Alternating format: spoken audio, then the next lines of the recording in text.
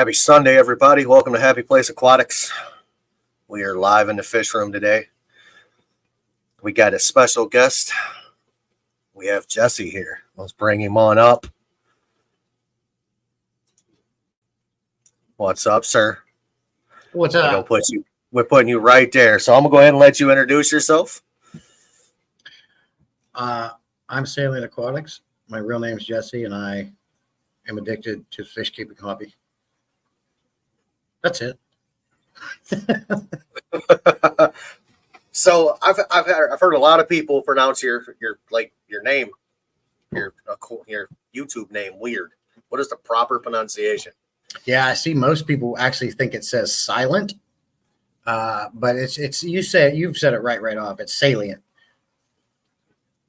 Okay. Salient Aquatics, and the reason why I picked that name is because I don't know if I've had this discussion with you before, but I've had people ask me. I think it was Island Aquatics was the first one to ask me, why'd you pick that? If you look up the word, it means it's in a military term. You take the salient line, right? Yes. I'm a 100 mph type of guy. I like to do everything. I do everything fast. I talk fast. I shower in 5 minutes. I eat in 4. I like to get everything done quick. I've always been that way. So that name rang true for me. That's what I thought of. I've been using it in other places for years, but I like the way it sounds. It's rare. It's unique. You don't see it a lot. And what it means kind of describes my personality. A to B, getting the quickest thing done, the most efficient way I can do it. And I don't mess around. I'm a highly impatient person. So if you look the name up, it's got a lot of different meanings, but mainly that's why I like it. It pertains to me on one aspect of its meaning or a couple of them. But other than that, just like I said, I like the way it sounds, and it's rare. You don't see it a lot of places anywhere. So that's a big one. I just wanted to clear that up because I've heard it mispronounced. I've heard people call you all kinds of different things. So now that we got the proper pronunciation, let's learn a little bit more about Jesse. So Jesse, how tall are you? What is your first pet's name? And I need the last 4 digits of your social security number.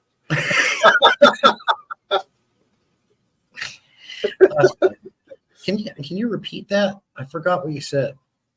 How tall are you? But anyway, hold on. I gotta do something. Congratulations, Tommy. Tommy hit 2K today. Nice. See, there's Gordon. Good. I do have the freaking chat up here. Cool. Welcome, Newberg. Welcome, Shamu Aquatics.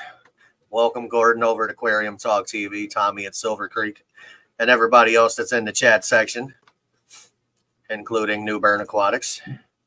He's close to you, by the way. What's that? New Bern Aquatics is close to you. Yeah, I figured that out. He joined the Discord I made, and we got to chat, and we found that out. That and Instagram, but yeah, he's only a couple hours from me. Good. So, like I ask everybody, wow, gonna get some teasing right off the bat. Gordon knows it. I'm surprised when we were talking over on Twitch. Like I called you this morning, but when we were talking over at Twitch on Joey's stream, Gordon was there, and I said that shit. I thought, what? Sorry about that. I thought it was funny. No one caught it. I thought for sure somebody would have caught that. What I said, nobody caught it.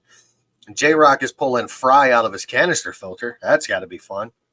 Yeah, you don't got to put a pre-filter on there, boy. Come on, now that's noob stuff. Hey, Daddy. So, like I asked everybody when I got you up here, how long have you been in the aquarium hobby? 10 years.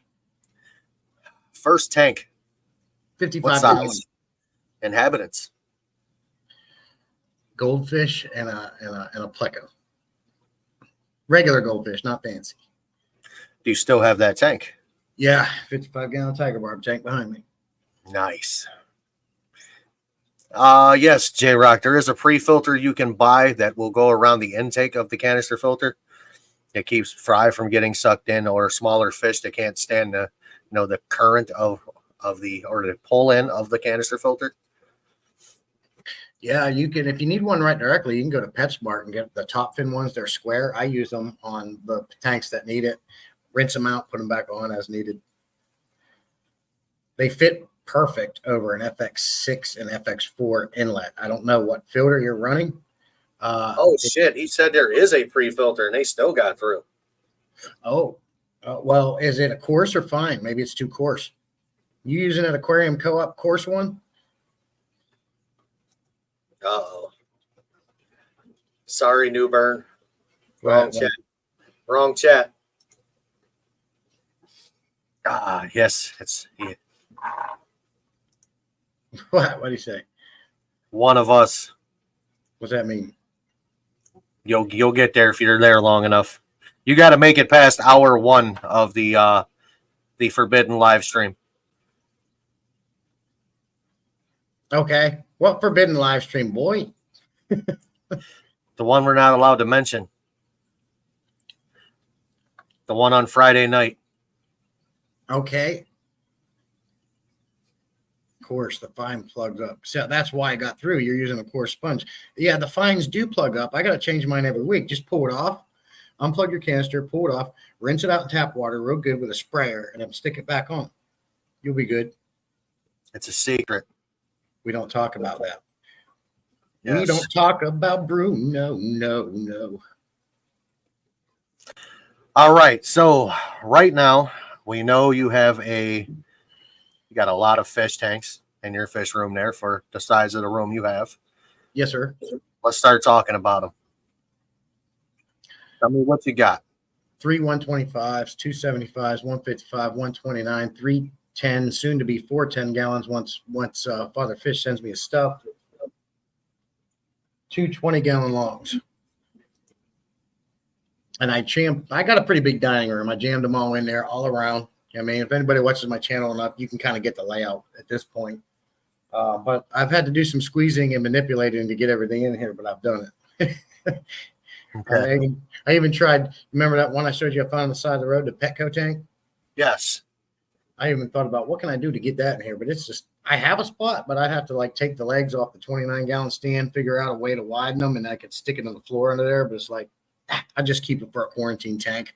I was talking to Tommy about how to clean acrylic because it's my first acrylic tank, and then as we talked, I think he gave me the idea to just keep it as a dang quarantine tank. It'd be good for a bigger fish if you need it, whatever.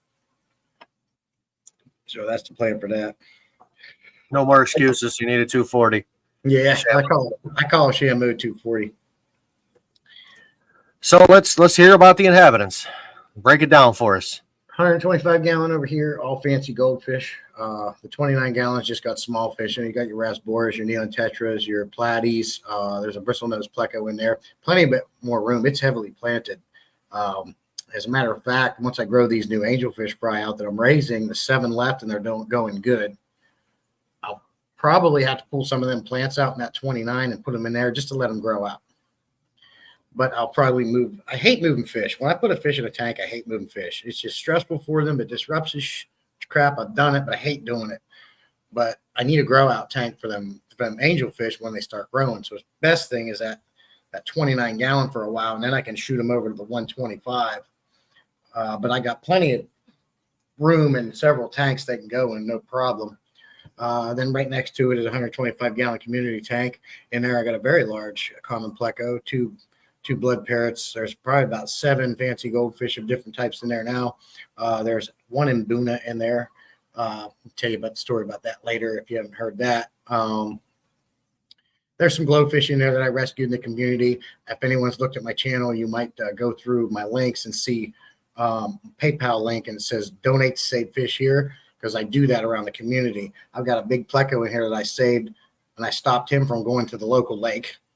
Glowfish, betas, I've saved a lot of fish in the community, and I would do it some more, but I kind of have that link on my channel to help if anyone wanted to and can donate to help, just help bring them fish in. Maybe I don't have enough tanks or a tank for them type of thing, just to help that. I have not been able to rescue any more fish lately because I'm getting tapped out on room.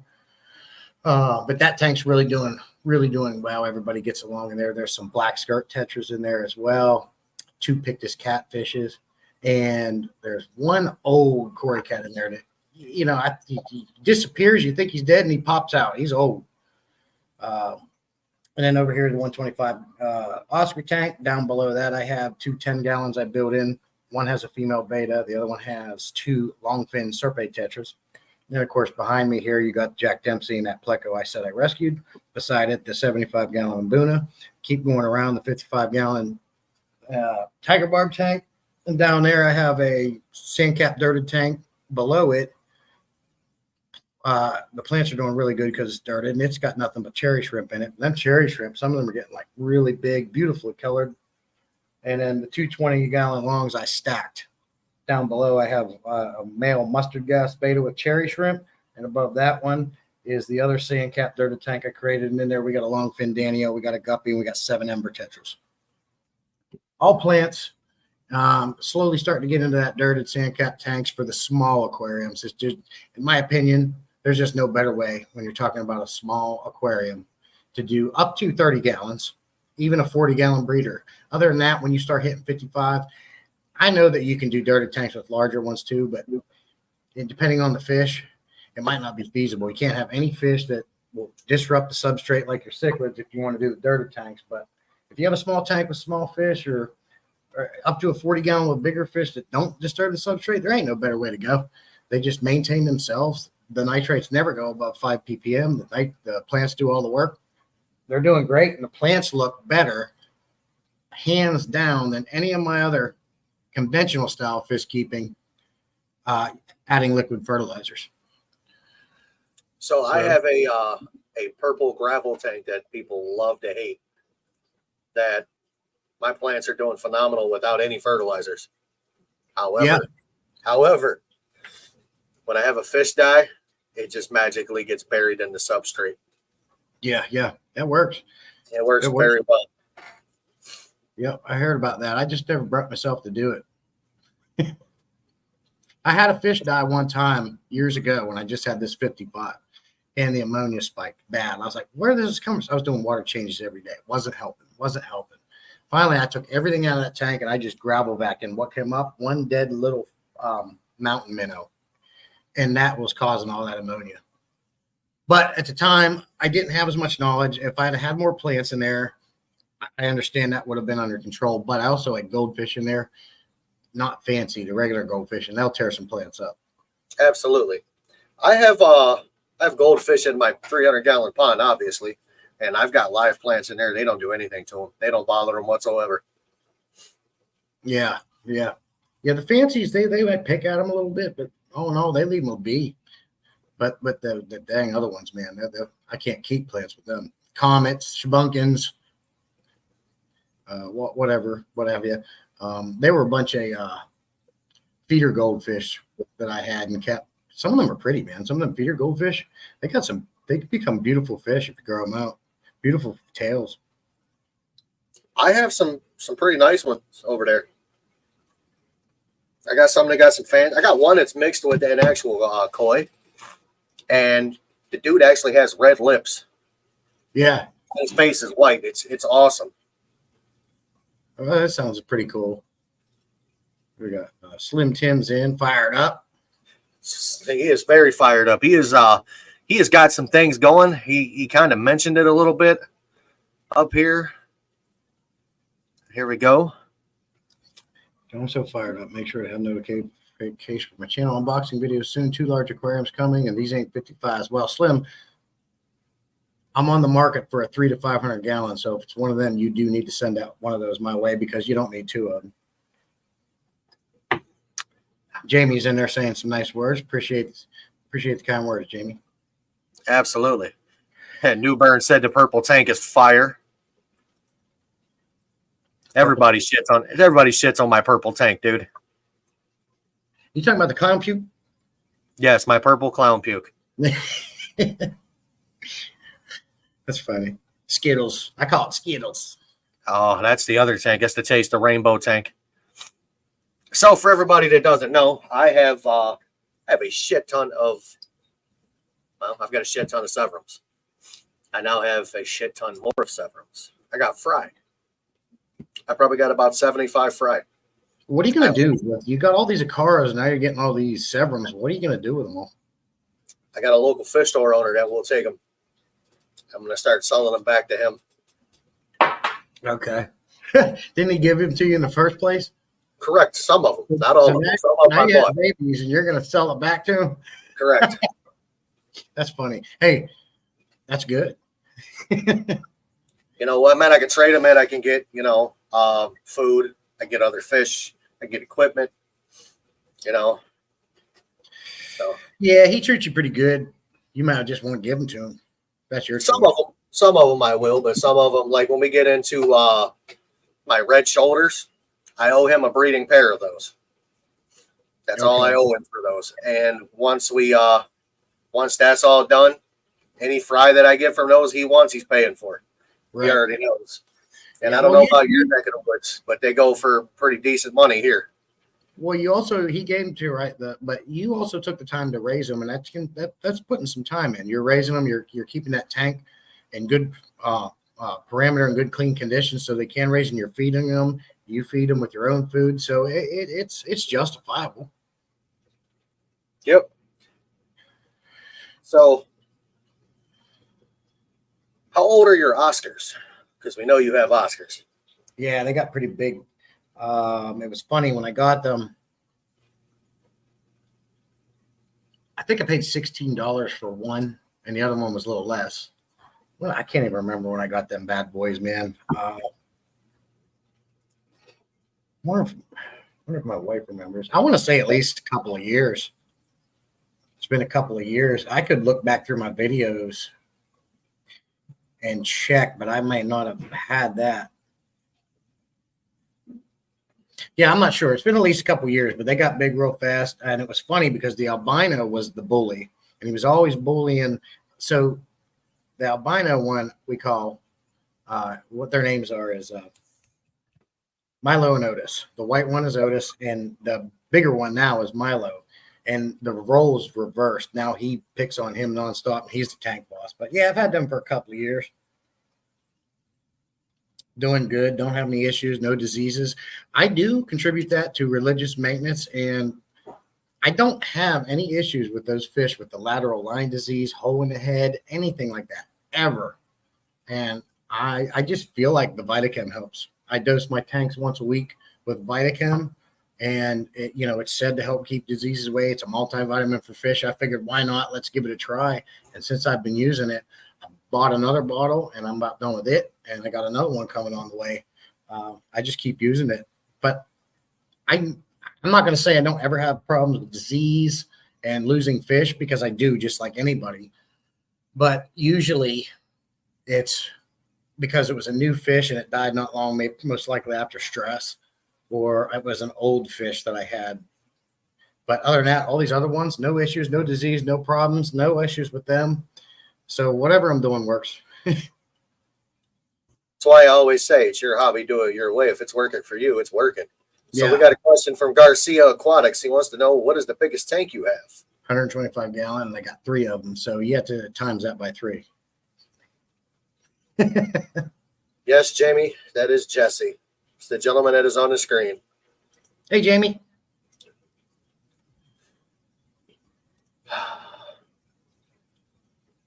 Jesse's Oscars are his favorite. The big beefy boys. It's Shamu's favorite fish you have.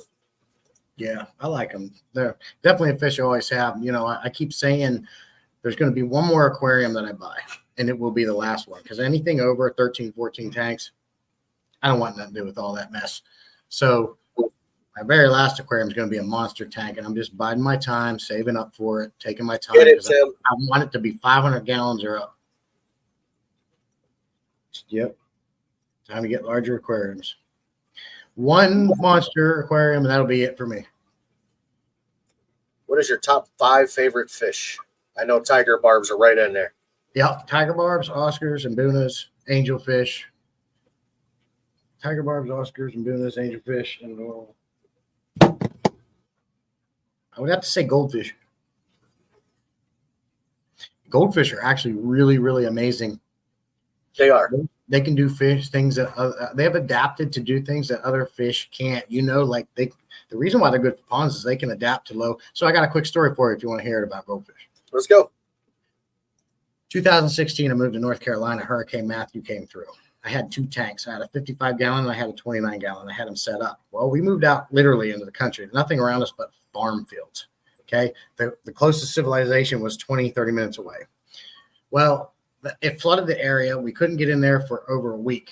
Then the house we were staying at my in-laws' house, they lost power. We couldn't stay. We're running out of food, water, and everything. So we left. We went down to the bottom of Florida to my sister-in-law's house, and we stayed there for over a week.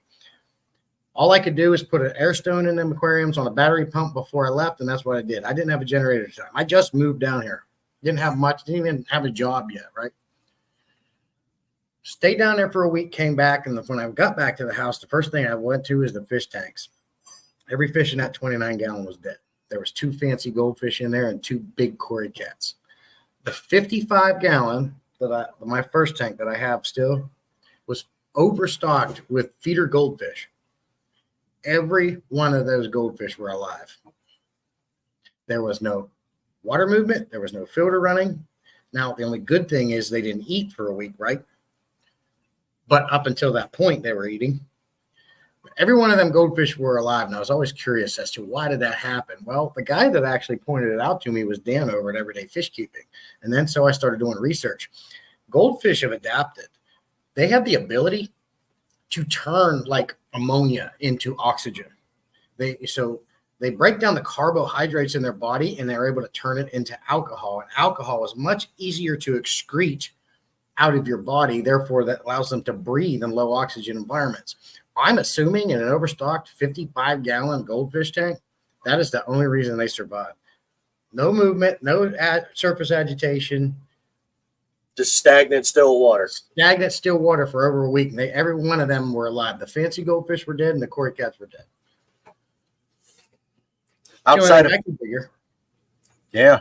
So J Rock wants to know, outside of fish nerding, what do you do? Work. That's it. We don't go anywhere. We don't do anything, man. We have too many pets. Like, I literally can't leave. I'm not the fish. I could leave for a week on a vacation. I ain't worried about my tanks. Do a water change before I leave. They can go a week without eating. It's actually good for them. Clear the digestive system out. As long as we don't lose power or anything, they're good. But we got 2 birds. Birds are high maintenance. You got to spend a lot of time with them. They require a lot of attention. If you don't give them attention they need, they'll actually start plucking themselves, some of them, and make themselves bare. It's kind of like a dog acts when you leave and they get that, like, what's that called?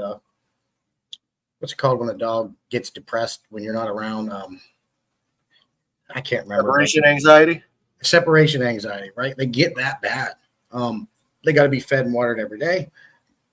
The one bird we have has a lot of attitude. She won't stand for anybody else but me and my wife. Literally attack anybody else. The Quaker parrot.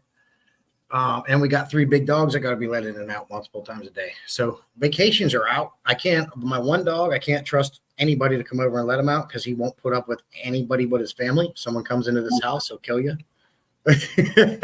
So I can't even have anybody come over to let these animals to go on a vacation. So literally, man, all I do is go to work, come home. Now, we do go out on the weekends and do some things here and there. My daughter, she likes horseback riding lessons. We take her for horseback riding lessons. We haven't been able to do it for about a month due to weather and things like that, but we get out and do things like that, but haven't been on vacation in eons. But it's fine. We're homebodies. We like being at home. We get use out of our house. I got my fish. She's got our birds. We all like to be here, and we just go out and do stuff every once in a while on the weekends. Plus, it's too expensive. Everything you want to do anymore is too expensive. People are losing their minds. I don't want to go out and get knifed just because I looked at somebody wrong. What kind of dog is the one he's like a shepherd mix, dude. When I moved down here, I found him at a gas station. He had gum in his fur, fleas all over him. He was wandering around at a crappy gas station for 2 weeks. I said, "Here, buddy, you want a cracker?" He jumped in the van. I took him home. We gave him a bath, got the gum out, got the fleas out, had him ever since, and he remembers that. He remembers that. He's very loyal, especially to me. He's my buddy. I'm the only one, he can reach in and grab his food dish. Everyone else is, but he loves my daughter. He loves my wife, but I'm the man to him, Alyssa wants to know, what do you think the hardiest fish to take care of is, in your opinion? The hardiest? Yes. Or the hardest? Well, we go hardest. Then we'll go hardiest. There's 2 fish for me that I cannot take care of. in my opinion, I've had the hardest time trying to keep them alive and raising. That is the clown pleco and the autocinkless. I have the same two. I can't keep them alive for love or money. I have one right now. I have one clown pleco. I tossed him in a tank and I said, you know what, buddy? Enjoy. If you make it, you make it. If you don't, you don't. I'll find you. He's still alive. Yeah. Good. What's the hardiest for you? Goldfish. For me, it's going to be the Oscar. Yeah, I don't have too many issues with them either. They're pretty hardy. I do like bigger fish more than smaller fish. But I like to have a little bit of everything in my fish room. So I got them all. But yeah, Oscar is definitely a hard one. I got to say, after that experience I just told you about, goldfish, in my opinion, they are some bad mother effers. What else we got here? What about the dog? Birds, now you're talking my language. He has enough birds to block out a Texas sun by the end of summer. I only got 2, cockatiel and a Quaker. You got a whole farm. What's your goal for 2024, sir? Me? Yes, that is from Tommy. Move my channel up, get bigger, better on there, make more money. That's about it. What's up, Carr? Welcome, sir. Hey, Carr, good to see you, buddy. So, we always talk about, fish. It's usually what we do. We get on to some other things, other topics. You're talking about the autocinculus and the clown pleco are hard for you to keep alive. Have you tried South American fish other than like the Oscars and Angels? Any others? I got a Dempsey. Okay. That's it. Angels, Oscars, Dempseys. Give me some names of a South American fish. Electric blue acara, Severums. I had an electric blue acara, but I'm pretty sure the Dempsey killed it. Damn. Jaguars a little farther. Never had Jaguars are assholes. Not even gonna lie. I have one. Not gonna lie. So we got he loves his pigeons. Yeah. Birds are great, man. Ever since my wife wanted them, we got them. I fell in love with them. They're wonderful. I walk back the hallway and I hear this. What are you doing? What are you doing? Come here. It's like having a little baby in the house. They just love you. They'll give you kisses and they'll dance for you. They're fun. Do you have sand in your Oscar tank or do you have gravel? Sand. And I'm slowly working on phasing that sand out because that sand is from sea carob sand from PetSmart, and I hate it. I use that sand to set up new tanks, and I'm slowly working on getting it out of there because I want to replace it with either pool filter sand or black diamond sandblasted sand. Most likely be pool filter sand, because that stuff from PetSmart, the sea carob sand, it's much lighter. It floats in the water column too easy and gets into everything. When I put the pool filter and the black diamond sandblasted sand's heavier. It doesn't float in the water column as easy. If you put that on there, you don't even need a pre-filter on the canister because it goes up and drops. That stuff from PetSmart just plumes and floats in the air. It's ridiculous. I hate it, and it's too expensive. I use play sand. Play sand's great. I've used that before. But you got to take a week to get it clean. It does take a long time to get clean. So it doesn't make such a damn murky, dusty mess in your aquarium, but it works. It's fantastic sand. I like it. It's a darker color. It adds a different color. I have discovered a new sand from Tractor Supply. They call it an all-purpose sand. I've done a video on it. It's got sand, but it's got a little bit larger pebbles in it. So you kind of get that sand rocky mix. And it's a different color too. And it's cheap. It's cheap.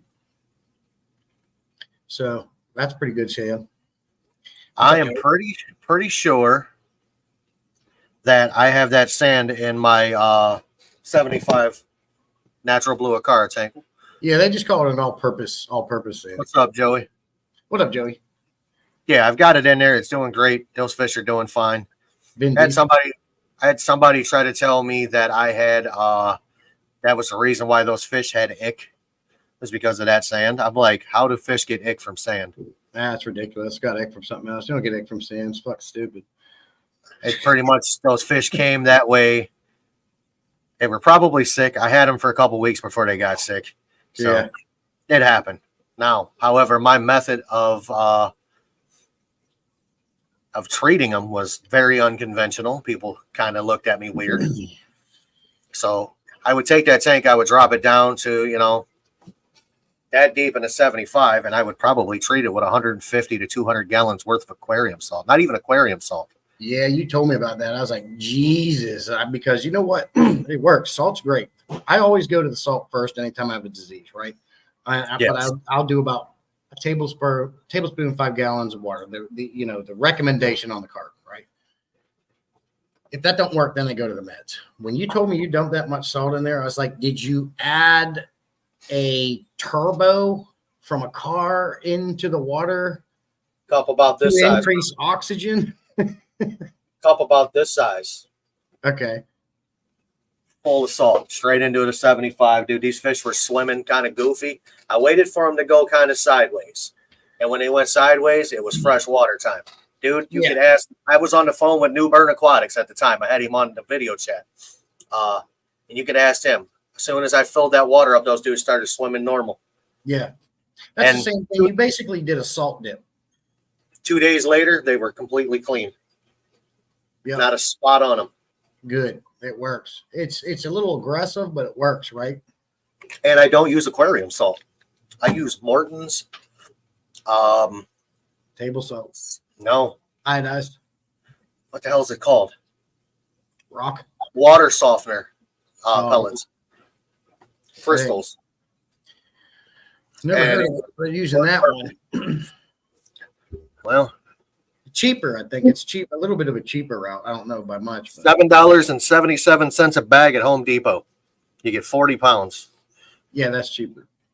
I currently have 2 there. I have 2 bags of it, so I have about 80 pounds of it. Mm-hmm. It doesn't go bad. I got it in one of those brute trash cans with a locking lid on it, so Yeah. I don't have to worry about it. Yeah, it works. The only other salt I keep is Epsom salt, like because of these fancy goldfish. I haven't had any issues with bloat or dropsy with any of these goldfish now, but the ones prior, I'm telling you, dude, 30-minute Epsom salt baths work better than any medication, peas, any food, any garlic, all that crap they tell you to do. 30-minute Epsom salt every day, and it goes away. I've fixed that in betas, goldfish, tetras, tiger barbs. It works on everybody. Because there for a long while, I couldn't beat it. Like I was mad at them. I was like, nothing's working. So I started doing the Epsom salt baths, and it's every time fixes them every time. Cheaper too. Like I said, I've had good luck with the that salt. It works. I actually got that from my local fish store, my buddy that owns it. He's like, hey, do this. I said, no, do that. He's like, no, seriously, do it. He's like, I promise you it'll work. So I busted it out and I tried it, and he was 100% right. Mm-hmm. I mean, 100%. It's working. Shit, that's loud. I got to do something real quick. Okay. I apologize. You're good. You're good. You're good. So, You're good. with all these fish that you have, You're breaking up a little. what other fish are your plans? Hey, I know. What are your plans for the future on that fish room? The only plans I would have going forward is one, like I said, I want to get one monster tank. It's going to be at least 500 and up. So that's my plan. But in order to have that aquarium in this space right here, I would have to remove the dining room table and smack dab it right in the middle. Problem with that is I have to make us another place to eat. So I'd have to tear a wall down and build the kitchen up a little bit and create a place to eat. Or if everything's going to move to the garage and I make my fish room in the garage, which would be ideally the best route because, one, it's out of the house. If I have a leak, big deal. It's on the concrete in the garage, right? Kind of like you in the basement. Less to worry about. So what I'd like to do is move my fish room to the garage, fix that up. It's already finished out there. Drywall, ceiling, lights, the whole bit. I just have to get rid of some stuff, make room. But that would be my future plans for the fish room, is to make myself a garage fish room, man cave type thing. And then once I get the monster tank, much easier to bring in and set down. But that's it. Get one monster tank and make myself a garage fish room. You know, that's my only issue with putting bigger tanks in my basement, because I got to go down the stairs. If I had a walkout basement, it'd be game over. You know, Yeah. it took 4 of us to get this 240 down here, and then that's just not right. No, that's what's nice about a garage. Yeah, Shamu, my garage gets ridiculously hot, so I'd have to purchase what I've already been looking at those wall mount split units that heat and cool it. Yeah, that's the first thing I'd have to get set up. And I'll get one of them DIY ones to do it myself, and so I can get it down there. One time I put a 75-gallon in that garage when this one Pleco was being a jerk, and I put him out there. Dude, the water was like 95 fucking degrees. I had a heater malfunction, and my Oscar tank was like 101.2. Wow. Yeah, and they were both. I had that and a parrot cichlid in there. They both survived. Cool. Well, yeah. When the heater fails, they're going to do one of 3 things. They're going to be stuck on. They're going to be stuck off. They're just going to do nothing. 9 times out of 10, they're either going to be stuck on or they're going to be stuck off. So, in that kind of a situation, I can heat the room and I won't even have to worry about heaters. So I can eliminate all my heaters and not have to worry about it anymore, which is a plus for me, because I love getting rid of heaters. In the summertime, I can take the heaters out of my tanks, but in the wintertime, I got to put the heaters back in, keep it up there into the 78 area. But the goldfish tank, has no heater in it, and it doesn't get any colder than maybe 74 degrees. So unless I buy a chiller, which I don't need to, they're fine. All fish will adapt, but yeah, I'll definitely have to heat and cool that garage if I move them out there. Everybody talks about certain fish need heaters and they need this and that. So my basement right now is about 75 degrees, and I got a saltwater tank with no heater in it, none whatsoever. It's got a wave maker and a canister filter. So if you figure I don't know, what do you figure? A wave maker probably generates maybe 2 degrees of heat, maybe 3. Yeah, Canister filter probably about the same. I think your lights are going to probably give you the most heat. And that light is never on in that tank. Tank is 76 degrees. Yeah. The fish are happy. Fish are healthy. Yeah. They eat. You don't have to worry about a heater failing. You don't have to like when I do use heaters, though, I keep them horizontally as low to the substrate as I can next to the filter inlets. And the reason why I do that is when I do water changes, I don't want to have to unplug the heater. I just want to leave it plugged in. So that's one less thing to do. I agree. The lower, the better. Oh, man. Hey, Alex. Good to see you, buddy. Yeah, welcome, Alex. So, all right. So we know you are. Well, I know you are. You're a maintenance technician, correct? Yeah. I was for good, I don't know, 10 years or so, I was electrical and mechanical maintenance in industrial plants. And then when I moved south here, I got a job with a company called Carolina Handling, which is where I currently work. And I'm a field service technician. Our forte is electric forklifts, but we've grown a lot since I started back in 16. And we get into everything. Now we're into automation, scissor lifts, boom lifts, conveyor belts. We're about to take over the Amazon they're building here in Fayetteville. We've already taken our trucks in there and standing it up. But yeah, anything electrical, mechanical, and hydraulic, we fix. Nice. So if you ever get a real big tank, you could probably get the hookup on getting a forklift to help put it in your garage. I'll tell you what, man, there's been a couple times I almost had a chance to get one at the house, but never came to fruition. But dude, even a pallet jack, electric pallet jack, if I could get one of those and weld a freaking stand to put on the forks to move tanks around, it'd be amazing. Yep, it would be. That's not going to be fun moving these aquariums out of here. It's just not. Tell me about it.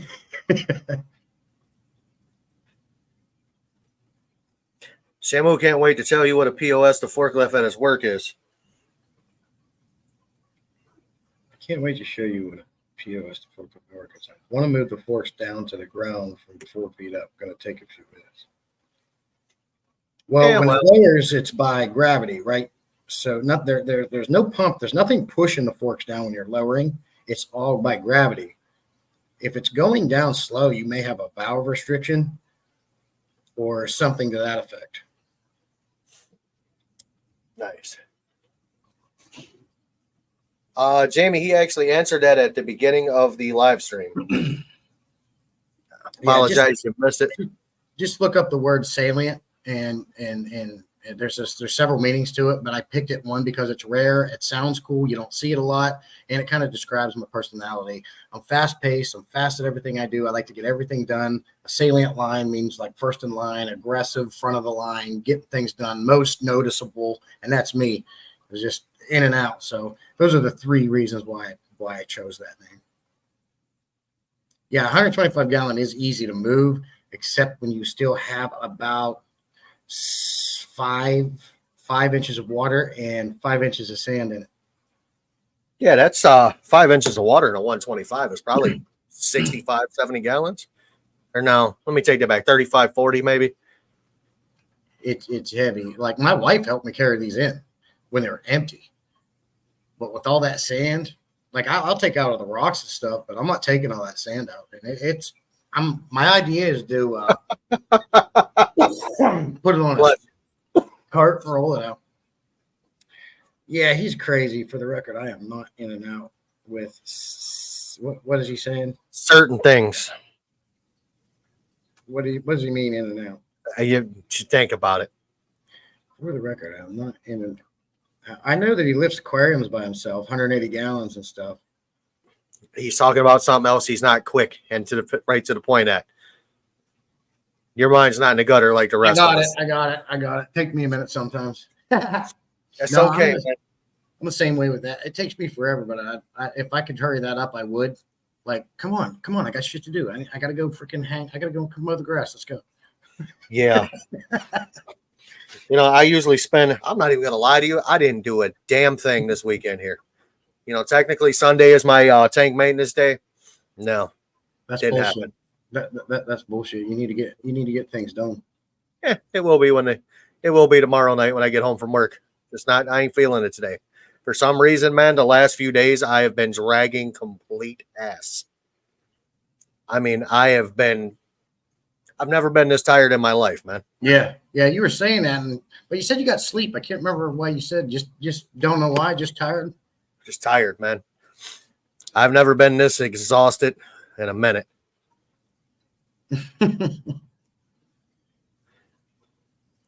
He does need. He said Garcia said you need help. You need help. Oh, Gotta hurry up. So- Gotta get it done. Got too many things to do. Let's go.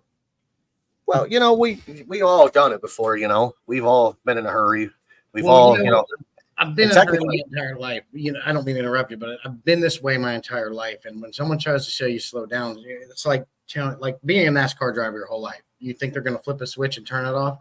No, it might be the reason why I was stage 2 hypertension, 185 over 120 blood pressure when I tried to get a tooth pulled. I didn't know I even had that. They were like, "Are you feeling okay?" I'm like, "Yeah." No chest pains? I'm like, "No." It was normal to me. It has taken 3 to 4 different pills to figure out to get my blood pressure down. I didn't know I was even high.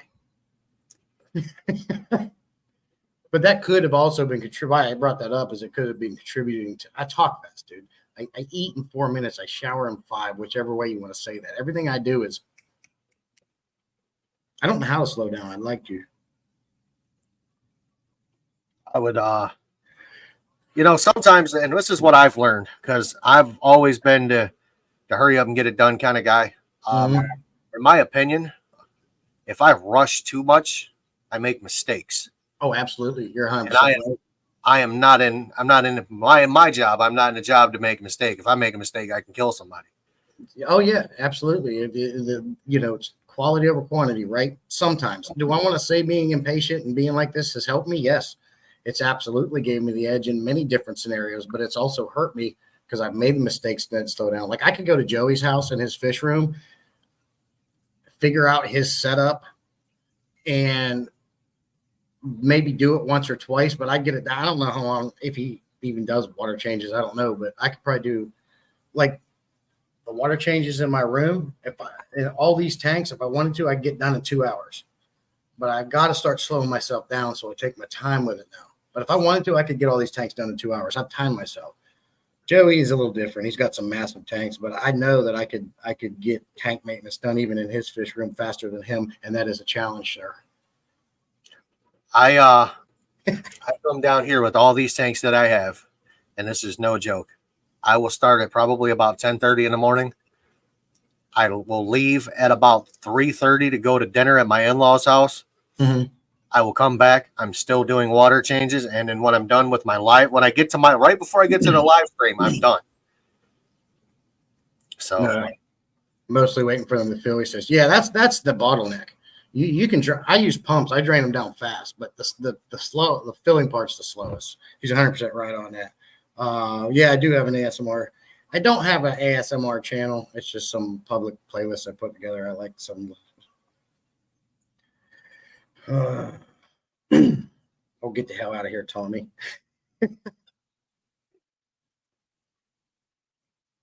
Uh-oh. Hey, man. Freaky deaky. He drains his with an 1.5-inch hose. Holy shit, does that drain fast? Who does that? Joey.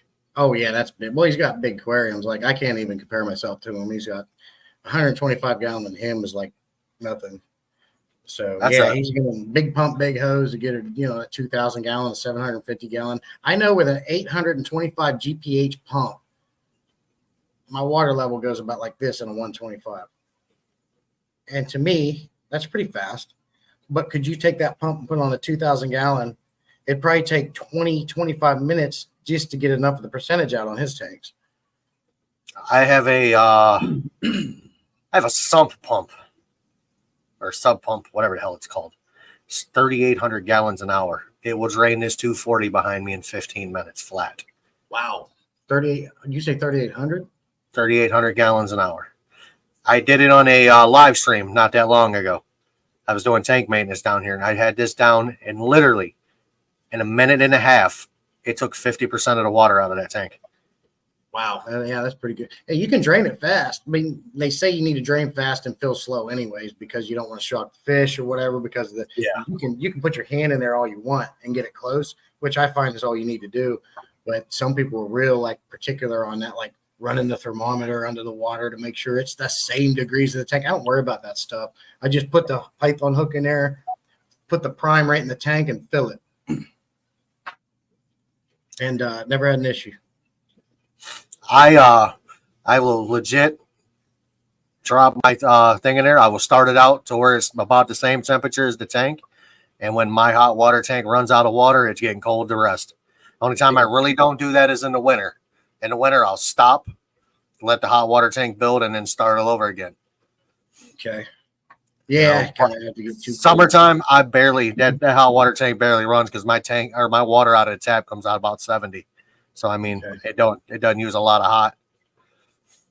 Well, see, the thing is, when I'm running around with that pump, I have two Python systems because if I have to actually get in there and suck out a bunch of uneaten food or poop, I hook that one up to my outside garden hose because I don't want to suck sand in my internal pipes. So everything, all the crap goes outside, right?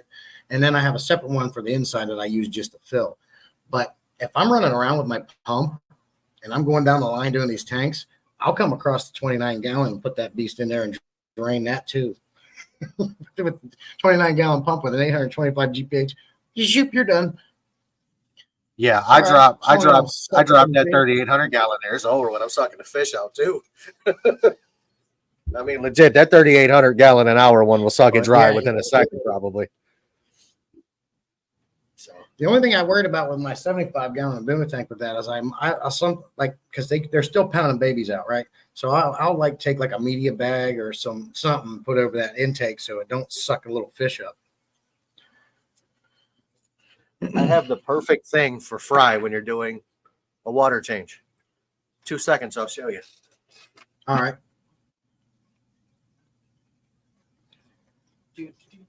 Tommy has a bilge pump that Amazon disguised as a pond pump. That's what I use, Tommy, a pond pump. I got it from Lowe's. Thinking of making my own gravity and sand filter for my pool. Very cool. Very cool. Jamie doesn't pump out. I just wait for the 75 gallon. I just don't have the time. I need something to go quicker. You know, I spend a lot of time in here, but I also have other responsibilities, right? I can't spend all day every day in here, which kind of works out that way sometimes anyways if I'm doing something. But when I'm doing water changes, I only do water changes once a month at this point, and they're happy, they're healthy. I don't have any issues doing that. Nitrates stay at a decent level. So I have to get this done because I got so many other things to do down the line. Oh, yeah, I've used those. I've used those for carbon and things Right like over, that. right over to Python. Yeah. Works fantastic. Never sucked a fry up. And believe it or not, it'll get most of the very small particulates of detritus as well. Yeah. It's a great time. Yeah, it works really good. Like if you don't, I've used them. It didn't have media bags, but I needed to put, say, a sack of carbon because I wanted to remove meds or something. Put them right in there. It works good. I forget the microns that bag has to be. Like those will even hold Purigen. The Yes, microns on those stockings are small enough that even Purigen can be held in it. Yep, they do great. Have you ever accidentally sucked up a fish in your pump? No, I haven't. I've had a fish get sucked through a power head. That Oh, was man. cloud though. So I got these aquarium co-op power heads. Mm-hmm. Dude, I had a neon tetra make his way into one. Done. Yep, it tears them up. What did Garcia say? Is this the proper way to clean the tanks? Drain a completely and clean the substrate real good. Work and clean the filter real good. Is this the proper way to clean the tanks? Drain completely, clean it. No, I think he's messing with me. I honestly think he is too. Yeah, Because unless you've got a tank that is just completely ravaged by disease and everything died, taking everything down, and that would be the way to do it. But just to do a normal, yeah, no, not a normal. I mean, I know people that's done it, but no. One day I might try to do the water change, right? Maybe I'll do the filters next week. Maybe I'll, I alternate it. Yeah, they do this centrifugal pumps painted. Yeah, but how much one of them bad boys cost? Right now, I'm using the Fluval C power heads and the Aqueon power heads. In my opinion, they've worked really well. Fluval, I think Fluval makes a fantastic suction cup, but I wish they would get away from the suction cups and go to the magnetic ones. Well, you were getting way too much air into your FX6, man. Took Jim's advice and pointed my power head off this. Oh, yeah. So what you do is you put the power head on the same side as your filter, your canister filter inlet. So when the flow goes over, it comes back down the other side and sends all the crap laying on the substrate right over to the freaking inlet. They cost the same. Okay. Yeah, I understand that.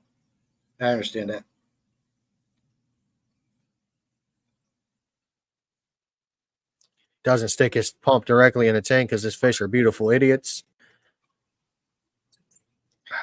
You know, the pumps I use are, I mean, they're pretty drastic. Yeah, the one I just use pom pumps. I got it from Lowe's, and they come with a thing. So unless that fish is like a fry or a little bigger, it can't get in there anyways. Yeah, mine's got a screen across the bottom, so it's got to have, I use power heads for two reasons. It's actually scientifically proven that you do not get as much. Air stones are by far the best way to increase oxygen in your tank. There's been studies done on it because something about it pulling up from the bottom to the top makes a huge difference, right? Power heads are second. You aim it towards the surface, but that's why I use them to help with the gas exchange.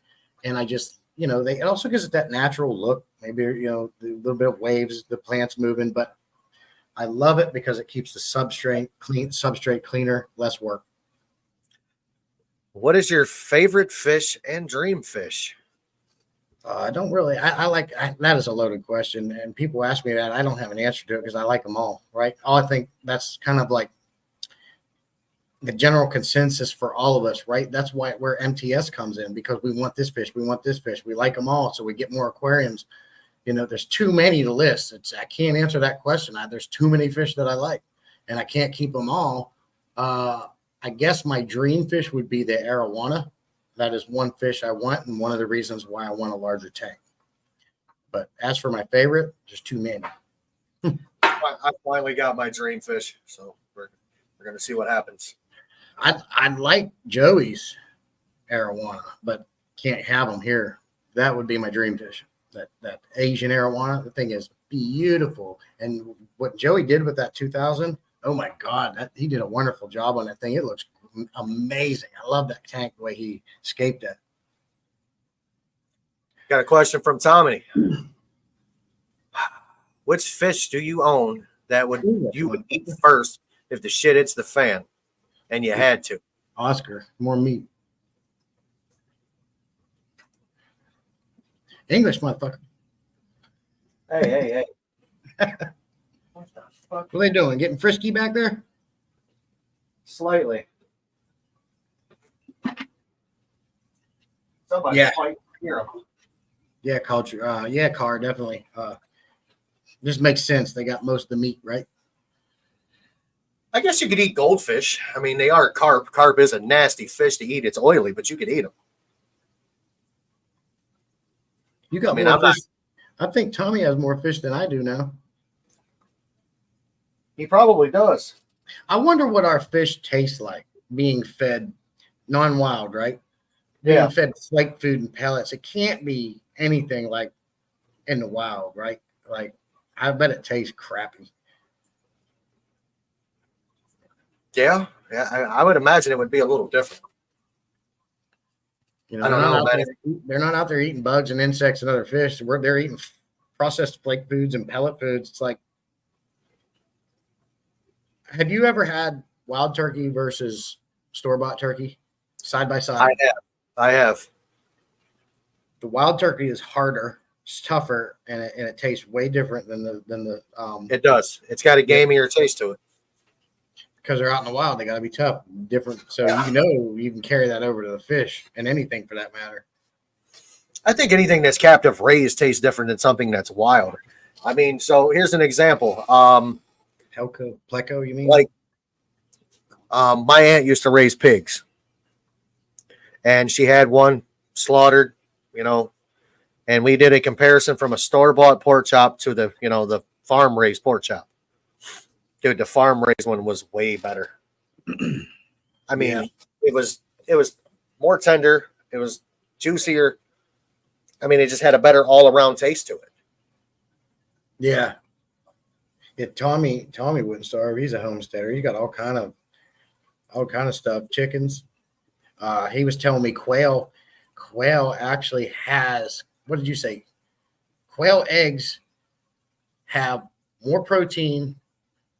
I can't remember what he said, but it's better than chicken eggs. And very much.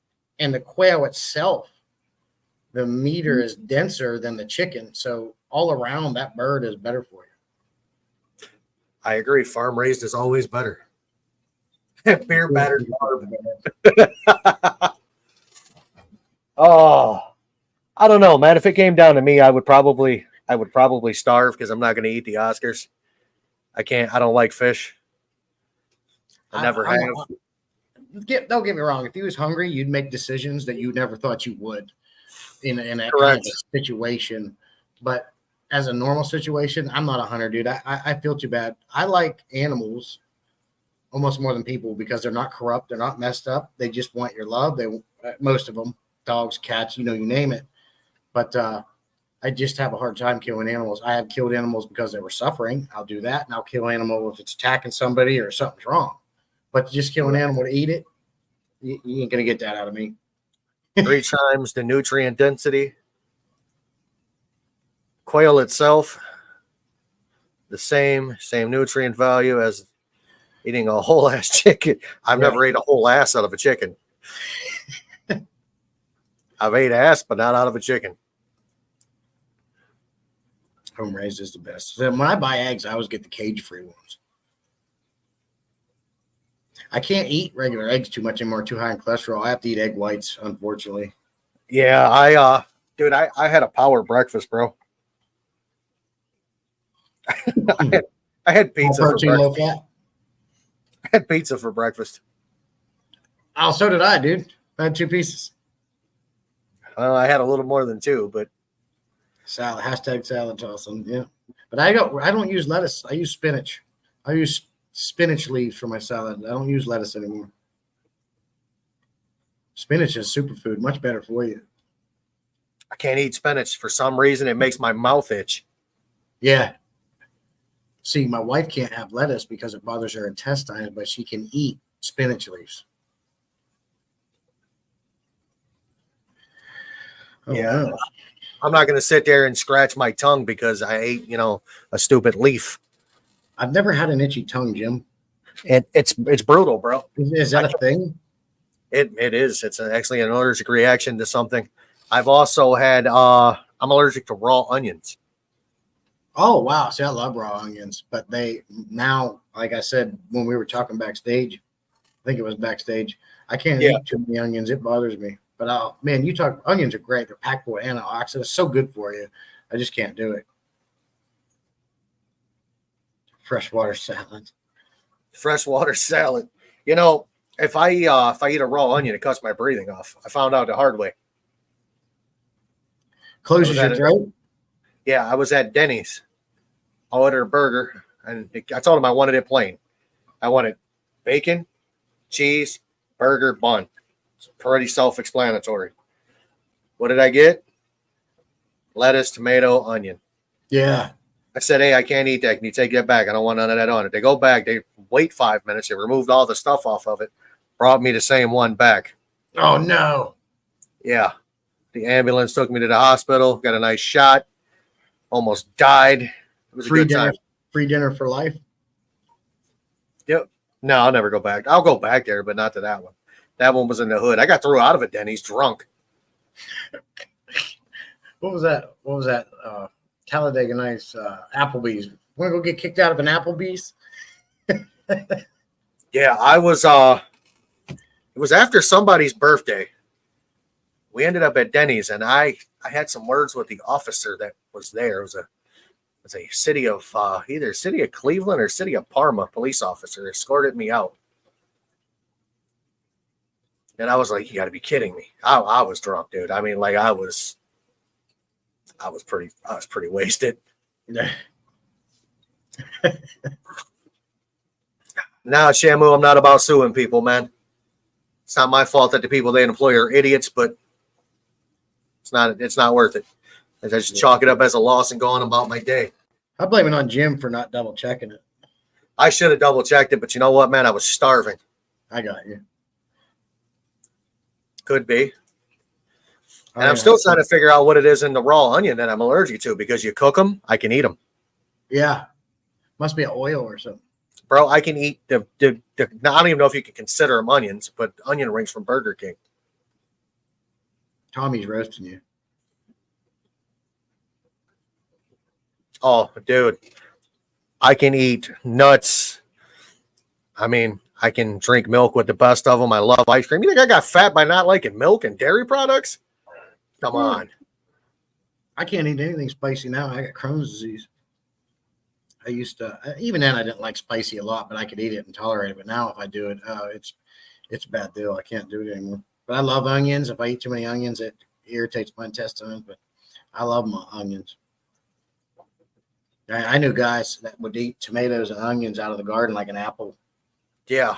My mom used to do that with tomatoes. Not me. No. I eat a tomato. Onion is candy from the God. No, bro. Onion to me is death from God. Yeah. Onion is you're scraping my big ass off the concrete and, putting me in a box. I am worth more dead than alive, though. I'm worth like $350,000 dead. No, you're not, Jim. You're not worth more to me, Dad. You're worth more to me than alive, sir. I appreciate that. Thank you. But I'm talking statistically. Numbers don't lie. I'm worth more dead than alive right now. Your life is priceless, damn it. It is. Dude, you know how hard is it for me to not click on these comments? I'm so used to it, Yeah, you do more live streams than me. That's just because I'm trying to get my watch hours up. I'm worth about $2.50 an hour alive. Car. Hi, Juanita. No. It's just me joking around. It's my kind of humor. I am that kind of guy. I have a very, very crude sense of humor, and I'll tell everybody this. I am the same individual off of this camera that I am on this camera, and he can vouch. Jesse can vouch for that. Just my mouth is just a little fouler. Yeah. It's you try to get monetized. You're trying to make yourself, something on YouTube, so you gotta, dumb down your swearing a bit. But sometimes the gloves are off, and you got to bend that ass over and let that coochie breathe. You and that same. I love that song, bro. That song is terrible. The first time I heard it, I'm laughing because Gordon was singing it in a live stream. I'm like, come on, Gordon, really, bro? Who sings it? Is it a rap song? It's Rich Baby Daddy by Drake. Oh, that's the problem. I like music, not junk. Depends on it. There's some music out there in that junk category that is great. I'm an old school hip hop fan.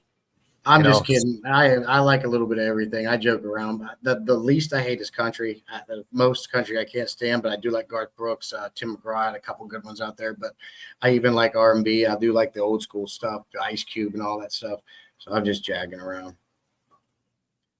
But I do like a little bit of everything. Classic rock, alternative rock, you name it. If it's got a good beat, I like it. I don't care what they're talking about. I don't pay attention to what they're saying in the lyrics. I just like the sound of the music. I do love that song. I got a couple of songs that are on my playlist that a lot of people wouldn't expect me to listen to. One of them is actually a Taylor Swift song. Yeah, she's got a couple good songs. And I'm not a Taylor Swift fan. Dude, I like Michael Jackson. He had some good stuff out there. No, dude, that is probably one of the greatest entertainers to ever live. Oh yeah, he's fantastic. You got some. If you listen to his shit and you don't start dancing, there's something broken in your mind. It's like you have to do it. It's like when you walk past your wife, you have to smack that ass. One of them things is just genetics. I've already sang it once, Berto. What is the other song that man, I'm not a big Nicki Minaj fan. However, but the one that she just put out, which is FTCU,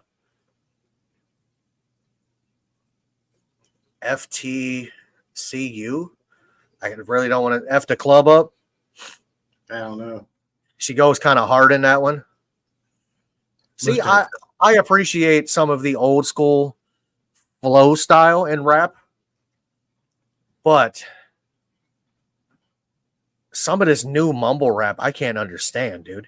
Oh no, it's garbage, dude. It's like Tupac rolling over in his grave right now. Yeah. What the hell did you just say? And in her face, they're painted like a one of those color by number dolls. I mean, it's just not. It's not my era of music. No, I like the older stuff better for sure. Yeah. Yes, I heard that song. I have heard that song. I'm not a fan of it, Shamu. Not a big Cardi B fan, except for the one new song. I'll tell you another. I'm just going to say it. He is garbage, dude. This dude, his name's escaped me right now. The rainbow rapper. Cassie 6ix9ine? 6ix9ine. Dude, he's garbage. He is. Yeah. The 90s era was a better era of music. Yeah, 6ix9ine. I can't stand that dude. He is garbage. But yeah, the 90s. Oh, I love that. Garbage. Oh, that was when the like Bobby. Come on, Bobby. What's his name? Bobby Brown. Yeah. What's it? Every little step I take, you will be there. All that era right there. fantastic. Be Oh. together. Big Black Truck. Oh man, I love all that stuff. In the late 80s, early 90s, that's good stuff, man. And Yeah, nobody did it better than the African American women. They had that soul with their voice. They could really belt it out there. Whitney Houston. What's the girl's name? Love. Oh, they were just so good. In Vogue was great. SWV was great. I am not a big TLC fan. I like TLC. I like a couple of songs. I got to Oh, admit that. oh man, You know me. I'll tell you the truth every time. they played "Don't Go Chasing Waterfalls" and "No Scrubs" around the area I lived at to the point I wanted to puke. Yeah, that's the other thing about it. If you hear it so many times, you get tired of it. I agree with the H-Town. That was also good. I was just, and we could trace this all the way back, man. We could go back in time with music. I'm back to, I like some of the 50s era shit. Yeah, my wife is into the older stuff. She grew up around that stuff. So she's got some actual LP records that she kept. She loves Frank Sinatra. Man, my taste can go anywhere from like Buddy Holly to Slipknot to Mushroom Head. I mean, it just. Yeah, me too. It just sounds good. I like it. What's your favorite classic rock band? My favorite classic rock band is probably going to be. That's a hard one, man. They're kind of new, but I like the Scorpions. Oh yeah, Scorpion's good. Yeah, my But favorite. it's probably Def Leppard. Leopard's good. I'm probably going to have to say though it's going to be Zeppelin. Yeah, I can relate to more of that music than any of the other. Yeah, Metallica. I can't stand Metallica. I would listen to Bette Midler sing for 8 hours straight. Why? Before I would listen to one Metallica song. Why? You crazy? You smoking that shit? What's the matter with you? They are so overplayed. They didn't play. If you play anything, okay. Let me rephrase this. The early Metallica is okay. That off the Neverland shit from there on was garbage. Oh yeah, I agree 100%. Like I think their last best album was the Black one. With all the main songs they do. What the hell? I will tell you the actual album by Metallica that I like. I think it's like Riding the Lightning or something. Oh, okay. Bette Midler, yeah. Look up Teresa Buer. That's back in the day when you actually had to have talent. And you made a lot of money famous because you had talent, not because you could get on with multiple colored teeth and grab your balls on camera. Killing Them All and Riding the Lightning are the best two Metallica albums. After that, Metallica just dropped. Yeah, they King Nothing became nothing. After that, they sucked. No, song King Nothing. In your crown, King Nothing. They got a lot of good songs I like, but you're right. The earlier stuff was a lot better. Their earlier stuff is a way lot better. Everything was better. You know what? And a lot of people like to argue with me about this, but we get into talking about how your culture of hip hop came in. A lot of people don't know, and you do have like Kool and the Gang were one of the first. You know what I mean? They were one of the first, but you have another, other than Run DMC, you have another group that was ushered in, and that was the Beastie Boys. You have a lot of the things that is in rap today, you would not have without Run DMC, the Beastie Boys, and Kool and the Gang. I promise you. You know, another one is Rage Against the Machine. I love them guys. Rage can go hard. I promise you, they're good. That Bullet in the Head song, when that main part kicks in, I can't contain myself. I am a fan of what the hell is the name? System of a Down. Yeah, System of a Down. Some of them I like. I do not like just straight up screaming. One of my favorite bands, two of my favorite bands is man, I swear to God, I'm getting Alzheimer's. It's called Sometimers. We get that in about 40 something. Shinedown. Yeah. I love Shinedown and Breaking Benjamin, but some of their crap I can't listen to. It's just straight up screaming. But that Monster song from Shinedown, freaking love that. I was actually listening to a song when you kicked in up on the in the backstage. Colors That You Shine. Yeah. Love Like that that. song. I will blow the speakers in my car to that. Yeah. That's good But stuff. I've got I mean, like, dude, my music taste is just weird, man. I don't think it's weird. I just think you like a little bit of everything. For me, if the beat is good and it gets me jacked up, I like it. If the way they're singing, I like it. It's cool. I don't care, nor do I know what they're singing about. I just like the rhythm. As bad as it sounds, I'm an old school bass head. I was the guy that would drive by your house at 1, 2 o'clock in the morning, rattling your fucking windows. Me too. I had about 4 or 5 systems all through high school. Oh, dude. So I had at one point in time in the trunk of my Caprice, I had 4 15s and 2 12s. Yeah, the kickers. No, MTX. they were the 12s were Polk Audio, and the 15s were some like the first series of American Bass DX. I mean, they probably weighed 70 fucking pounds a piece. Yeah. Yeah. I probably had close to, I don't know, 10,000 watts running through the trunk. You could watch the quarter panels on my car wave. I'm like, that's just a little excessive. So now I've got it down to, I have 2 Interfire 12s. I got a 1150.1 monoblock amp, and it's perfect. You get the right amount of bass. You get the right amount of like clear highs. You get the mid range. You get it all. However, I did they're not relatively new, but I stumbled across Greta Van Fleet. They sound like a newer version of Zeppelin, dude. Yeah. I don't know if you know who they are, but they're badass. Never heard of it. Oh, look them up, dude. New Burn for me, and you know, this answer here is pretty common across the board, but for me, I would have to say the common pleco. Red tail catfish. If people don't know how they work, you know, they get them, they put them in the ponds, they get too big. We know the whole scenario, right? The problem with pleco is when they mate, they'll mate just above the water surface, right? But to do that, they dig a hole about 18 inches or so deep, and they go in there, and that's where they have their mates.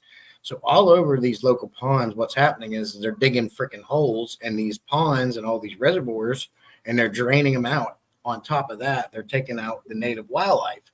So to me, the common pleco it would be that fish for me.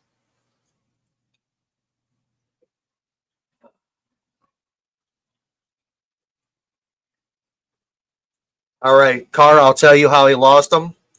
He was at my house for dinner. He reached in for that last piece of meatloaf, and I cut it right off. You don't mess with my meatloaf. No, you know, I'm not a fan of a few fish. The red tail catfish is one I don't believe should be in it. The arapaima is another. Oh, the arapaima is ridiculous. Like, unless you got a pool, right? Even some pools are too small for that monster. I don't actually believe that the 58,000 gallon monster pond or 68,000 gallon is enough for that fish. He's a monster, big, powerful fish. Especially not 2 of them at 6 foot long. Yeah, I saw that guy. Who's that dude online? I saw has 2 his shorts came across my feed a couple of times. It's absolutely ridiculous. I can't remember. I don't believe that should be kept. That is a wild fish, and it's where it needs to stay. Yeah. Some people try to keep stuff they just shouldn't, and I can go into the reptile world and everything. There's just some fish you don't need to be messing with. A black mamba would be one of them. Leave them alone unless you're Steve Irwin. I watched that episode. Oh, crikey, it's a black mamba. He jumps out of the truck and goes over to it, and he's trying to mess with it. Oh, yeah, he's a little cranky today. Let me just mess with him a little bit. And he is a little okay. He picked him up, and he's like, okay, we're going to leave him alone for the rest of He's a little cranky. he got back in the truck. And they were chasing after something else, and they hit a bump, and his ass went flying out. After the dust cleared, he got up and he goes, "Oh, that was a close one." Dude was nuts, man. I miss him, man. I wish he was still around. Steve messing with black mambas. Oh, crikey! It's the most deadliest animal on the planet. I'm gonna poke it with a stick. Yeah. What's up, Mr. Lord? I'm gonna see what it feels like when it shreds my skin. Oh, he was a blast. I have never laughed so hard watching something on TV than watching that man. Crikey!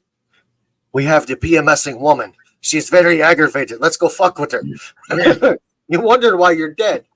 You know? The craziest thing is what killed him. All the things he messed with, it was a damn fish. A damn fish that killed him. Man, so Carr asked Tommy how he lost his finger, and Tommy just went off the. Was building a speaker box for 18's Pioneer, and all other stories are just stories. Well, you know what, Tommy? You ever heard the story of the boy cried wolf, right? He's fighting a grizzly bear in the Arizona outback. Yeah. I've heard so many stories. Now we just don't know what to believe anymore. It was a gambling debt. That's how he ended up paying it. Yeah. He was flounder fishing. I said fisting. Huh? He was off the coast of Galveston. I mean, he's just. Yeah, baby. I agree, Tommy. His son is filling his shoes quite well. His kid is very, very, very excited.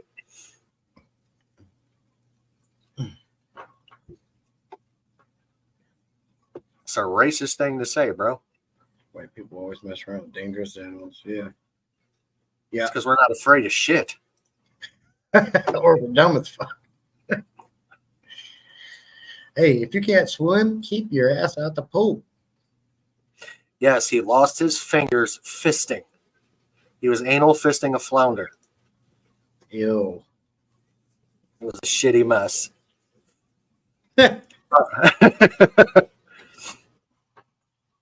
Oh, God. You know, sometimes in this hobby, we get people who like to, tell us we're doing things incorrectly. Oh, yeah. And I do want to touch on a subject that is slightly controversial that involves you. Hit me.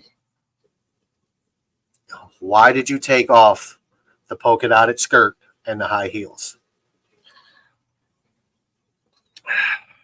It ran its course, Jim. I started out doing it. I got my millions of views, and I made millions of dollars each video, and I just got tired of it.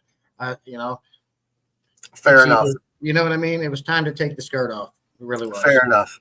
But on a serious note, though, the one thing that you have always told me since the day I met you, you're going to do whatever you got to do to make your channel do what you want it to do. Mm-hmm. And a lot of people do have, an issue, and they're saying, this and that. I'd like you to iterate on that a little bit. So repeat the last part again. A lot of people said what? A lot of people are claiming that you're doing things in a different way than you should. Like people are claiming that, promoting videos or buying subs and so on and so forth. So yeah, buying subs and promoting videos, two different things. Buying subs is illegal. You can definitely get your channel deleted for that. Promoting is a service that YouTube provides if you want to take part in it. It's 100% legal. You can do it if you want. It definitely helps. Growing organically, yes, by far is the best way to do it. But unfortunately, in this social media saturated world, everything's been done a million times. So in order for you to stand out and shine, you're going to have to take some different steps. Unless you're doing something controversial, or if you have half naked women in there, or you're doing something with drama or something dangerous, it's just not going to happen, especially in our niche, because you got King of DIY up there. You got Corey Aquarium Co-op, KG Tropicals, Primetime Aquatics, Puff, Cuffrow, you name it. They're dominating it. They can put a video out about a filter, the same filter at the same time, the same day with the same hashtags as I do, and they're going to take off millions and millions and thousands better views than I will ever. It's just because I'm the little guy. They're the big guy, and they're dominating it. They promote all their videos. I don't know if Joey promotes his, but I know that KG does. He said he does. It just helps. I know they're doing it, man, because it helps, right? And they don't, they've already got the subs, they've already got the views. They don't need it at this point. I think when you get past a certain point, you might not have to do it because you're big enough at that point where your channel speaks for itself, right? But me, I've always been translucent out front. When I started this channel, I did it for 3 reasons. my family doesn't like this hobby. I'm the only one that really does. So I wanted to share it. So I created a YouTube channel and I met all you guys. Complete, successful, right? Done. Did that. I'm on here talking with you, right? I know almost everybody in here in the chat room just from doing that. 2, I want to get big enough to where I can make a little bit of money. I want to make a little revenue off of it. I want to offset the cost of the hobby. Yes, I'm looking for sponsorship. So yes, I'm trying my hardest to get my watch time hours in. I'm trying my hardest to do this correctly. I have YouTube buddy connected to my channel, and every piece of content that I make goes through an SEO checklist. It gets recommended titles, it gets all the ranking hashtags and keywords, and it goes through all this whole checklist I do before I send it out there. I was doing subtitles for a while. People said they didn't like it because it was distracting. Got rid of them. So I listened to my viewers. Chapters help on longer videos. I take the time. I add them in. I edit my videos. I add things in. I've tried humor. I've tried drama. I've tried, crazy looking thumbnails. I've done it all for the last 2 years and nothing was really doing it. Mediocre. Now, I know in time and patience brings that out. I think, in my opinion, 2 years is being patient enough. So I will do whatever it takes to get my stuff out there. That's why I'm doing my daily live streams, right? I'm trying to, the only thing that's getting my watch time hours up is my live streams. Not enough people watch my content to drive that for me. So I reverted to doing daily live streams. Guess what? It works. I went from like 2,000, almost coming up on 3,500 in less than 2 weeks. You know how many videos and shorts I would have had to put out to achieve that? It would have never happened in a year's time. So I don't know what else I can do. I do, like I said, everything I'm supposed to do. I've even thrown out crap willy-nilly and not put it through a checklist. I did that for the better part of a year. That didn't work. So I'm just doing what I got to do to get up there to grow the channel. And that is my end goal, to make money, make some revenue, get some memberships out there. But the difference between me and a lot of other channels is anyone that becomes a member of my channel, they're going to actually get rewarded for it. I've been on members of channels where after the time went on, I'm like, why am I giving this guy money every month? I'm a moderator for this guy. I comment on every video. I show up for every live. I share his links. I put his videos out there. I got 2 things after a year, better part of a year. Nah, I ain't going to do that. Since that experience, I vowed that I'm going to do this differently. If I ever get big enough, 20, 30,000 subs, something like that, 50,000 subs, maybe I have a sponsor. Maybe I have some people sending me stuff that I don't need, right? You can best believe I'm going to give valuable gifts back to my members and the people that support me. That's what's going to happen. I just got to get there. So what did we cover? Meeting new people, that sharing the hobby with you guys, meeting new friends. Definitely it's about making money and revenue, because that helps offset the cost of your hobby and get your name out there. But that also is going to give back to the people that support me. And I can't remember the third one.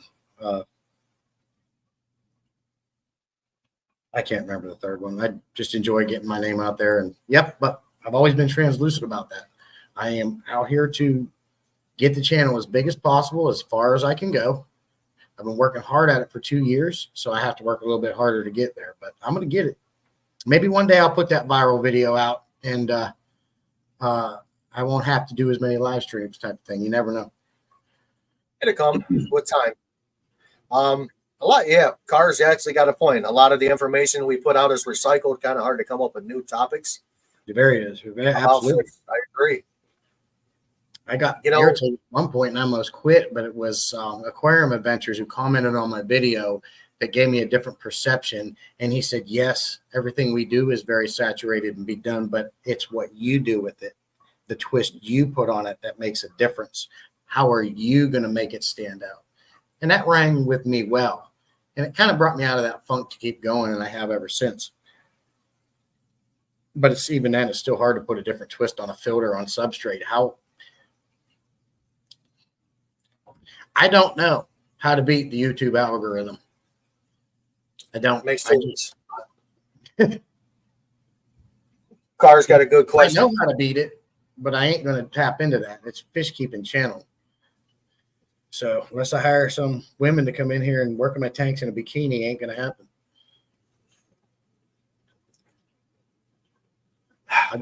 Just keep doing me and having fun with it. Fair enough. So Carr has this question. My question is, when you do the promotion through YouTube, how many of those subs are real people and not bots? That is a good, very good question. I don't know. I don't have experience in it. Like, I've heard that before, but how am I supposed to know that? I don't know. I can't tell you that. I know that it's helped me. It has helped me, but they're true in what they said over on Funk Stream. It is empty subs. Some of them. Sometimes you get valuable subs from it, and I have. Just like this, most people say, I don't like these vertical streams. Why are you doing these all day vertical streams? Well, that's helped me more than anything I've done thus far. And I've actually met about 5 new people from doing that now come to all my stuff. So that was valuable. Everything you do adds value to your channel.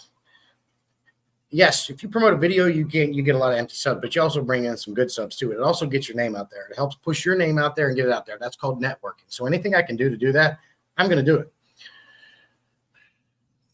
Get you above 1,000, 2,000 subs, and then don't do it anymore. Because after that, it's really kind of empty. Right now, man, I'm putting out content all the time. I'm to the point to where I'm putting out, a couple of shorts, a couple of videos, a couple of live streams a week. I mean, I'm at like almost 2,400 watch hours, dude. But I've only got 556 subs. So I have 556 individuals that want to watch me, which is awesome. I appreciate all 556 of you. But I have got better traction through doing like a product how to use video. Like I said, like me and you were talking earlier today, I told you that I went through and my number one video has like 6,000 views. It's how to use an aquarium co-op sponge filter. Tell me why 6,000 people wanted to watch that video. Right. It's a damn sponge filter. Yeah, it's amazing. I showed you how to put a power head on top of it that actually, if you go back on aquarium co-ops like videos, the best tip the best way to describe it was Dean did it first. I literally took the information that Dean said on Corey's, videos, and I just did it my way on my channel. Yeah. Alex had a good tip there, and I'm definitely going to try that on my next video. I've never tried that. What, tag your own name in it? Yeah. I've never done that. I'll have to give it a shot. I was looking back through my lives, and the one that performed the best was when I did that tank maintenance stream where I vertically streamed. I think that was vertical, doing tank maintenance. That is the best live that has outbeaten everything. So I guess people like to watch people doing tank maintenance. How'd yours do when you did yours? We talking about that one I did last weekend? Yep. Let's see. You were supposed to be Sunday, but you started real early. I started super early. Yeah. Like the night before Sunday. It was like Saturday night tank maintenance, 301 views. Yeah, mine got over 500. But all my other lives are anywhere from 150 up to 300. And right now, my live stream that is leading is that one. I mean, it's neck and neck between that one and I got one coming that's going to be pretty good.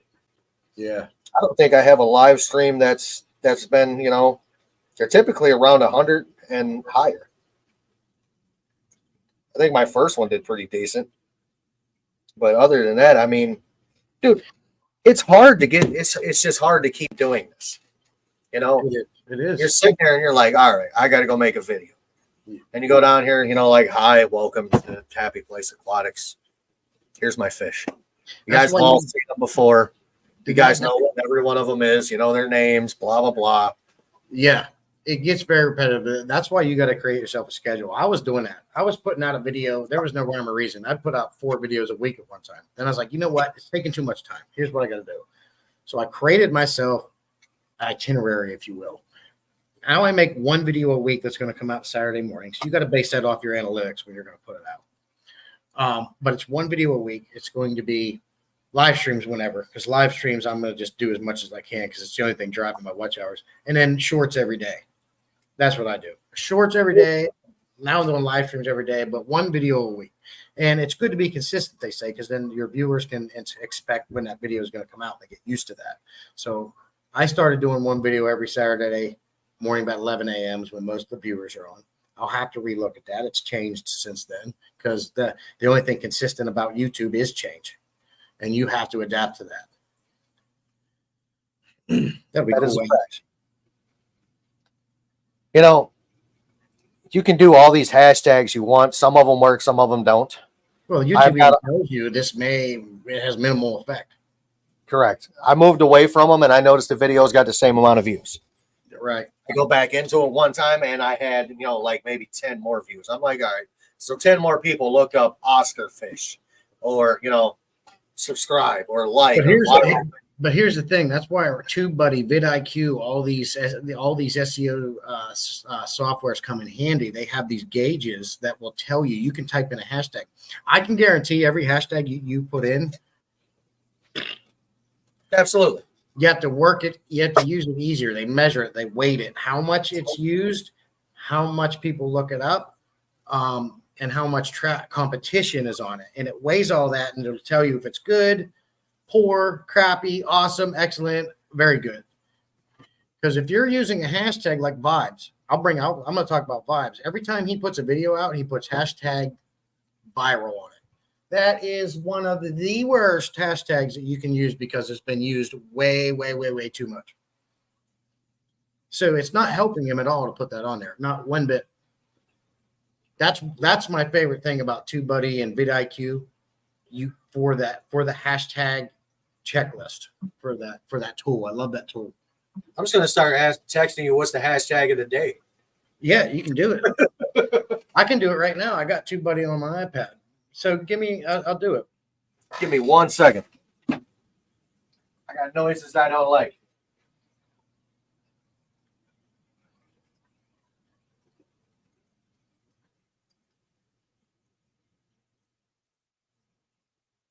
Tag Explorer. So we'll go with Oscar fish, right? We're going to go Oscar fish. Search it.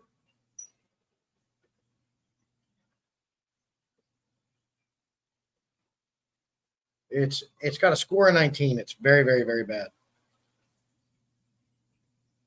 However, if you take the space out between Oscar and fish and try it that way, that matters. That went up to fair, 36. Now, let's say Oscar fish. Let's put fish tank. Fish tank, Oscar fish, no space, one big word. Even a little bit of a better score, 40. But that's why I like these things. So you're not wasting your time putting a hashtag in there that don't work. Yeah, you give me anyone you're looking for, and I will look it up for you. I apologize. I got a linear piston air pump over here that's every time the little hose pops off of it. Yeah. I have one tank the hose will pop off of. Well, didn't you have that trouble like last week? Yeah, same tank. Put a hose clamp on around that bitch. I'm gonna put a zip tie around it. It's an airline. It's just an airline for a tank. Yeah, just put a zip tie around it or something. We'll put a zip tie around it, zip it, snip it. So give me a hashtag that you would use in your video. I technically use shit, you're gonna make me go in here, aren't you? Usually like or subscribe. I'll put those in there. Hashtag like? Yeah. I can tell you right now that ain't gonna work. It's a highly used one. It's like 8 point some million views. Yeah, it's gonna do terrible. Actually, it's rating it good at 61. Not bad. I'll show you how this works. Give me one like you do. Like, don't you always put like family in there? Sometimes, not all the time. Give me one that you put in there all the time. Car says, I think the more the Subscribe is one. your video will more likely get seen. Yeah. What's that, Jim? Subscribe is another one I would use all the time. Let me go back to my days of Watch this. Just watch this. You ready? Yeah. Can you see it?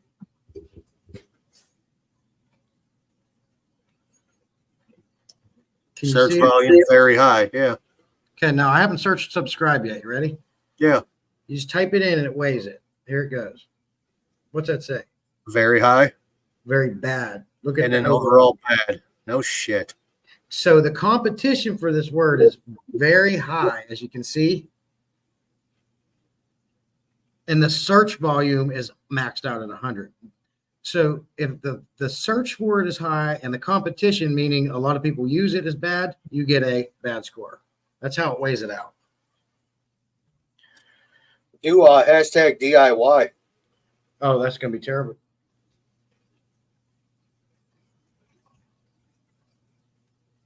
Has a fair score of 44. But now I will say this. The TubeBuddy that is on my iPad versus the TubeBuddy on this computer seems like they weigh them different. I get a different outcome on both devices. But it's still a good way to just check. Like, I'll do Garcia. He said to do Garcia. Garcia, A-Q-U-A, Garcia Aquatics. This is with no space. It's fair. It's a good hashtag to, well, not really. Let's put a space in there. That just adding a space or something after it makes a big change too. We'll try Garcia Aquatics with a space. How you doing, Passing Wind? 42. Hashtag Happy Place Aquatics here. So something you might want to think about doing if you're interested. If not, you don't have to. But it is a tool that I really like because, you know, most of this stuff that people put in there, it's a waste of time. They ain't doing anything. I think hashtags over the last 2 years, I feel like hashtags are a waste of time, period. It doesn't seem to help. I'm jealous, Tommy.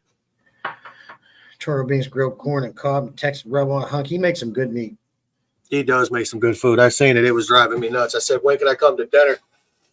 He said, come on, bro. 1,000,000 space bucks. Dude. All right, so Your Schwartz is bigger than mine. I see your Schwartz is the same as mine. So this video or this little thing I put up last weekend, I have, bro, 454,758 views. It has 19,000 hearts, like likes, 9,870 comments. It's been shared like 1,354 times. How high does a video have to be to go viral? I don't know that number, 20,000. But it had nothing to do with fish keeping. Not a damn thing. I said we could change our channels and be a lot more successful. It's just what do you want to be known for? I picked up 53 followers, and they're actually looking and liking my other videos. I hate autocorrect passing wind for the passion. I've broken more phones because of autocorrect than I can count. I have broken a lot of phones. Yeah, you know, it's amazing what people will go after.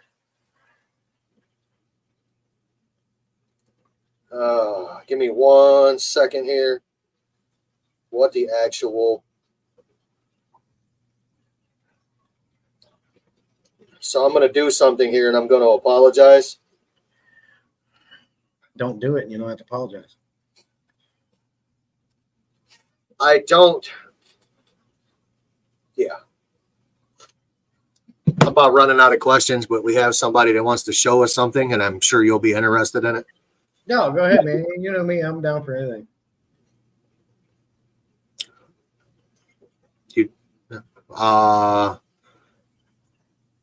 Ice cubes, a fishing wedge, A buffalo, alive or stuffed, preferably stuffed.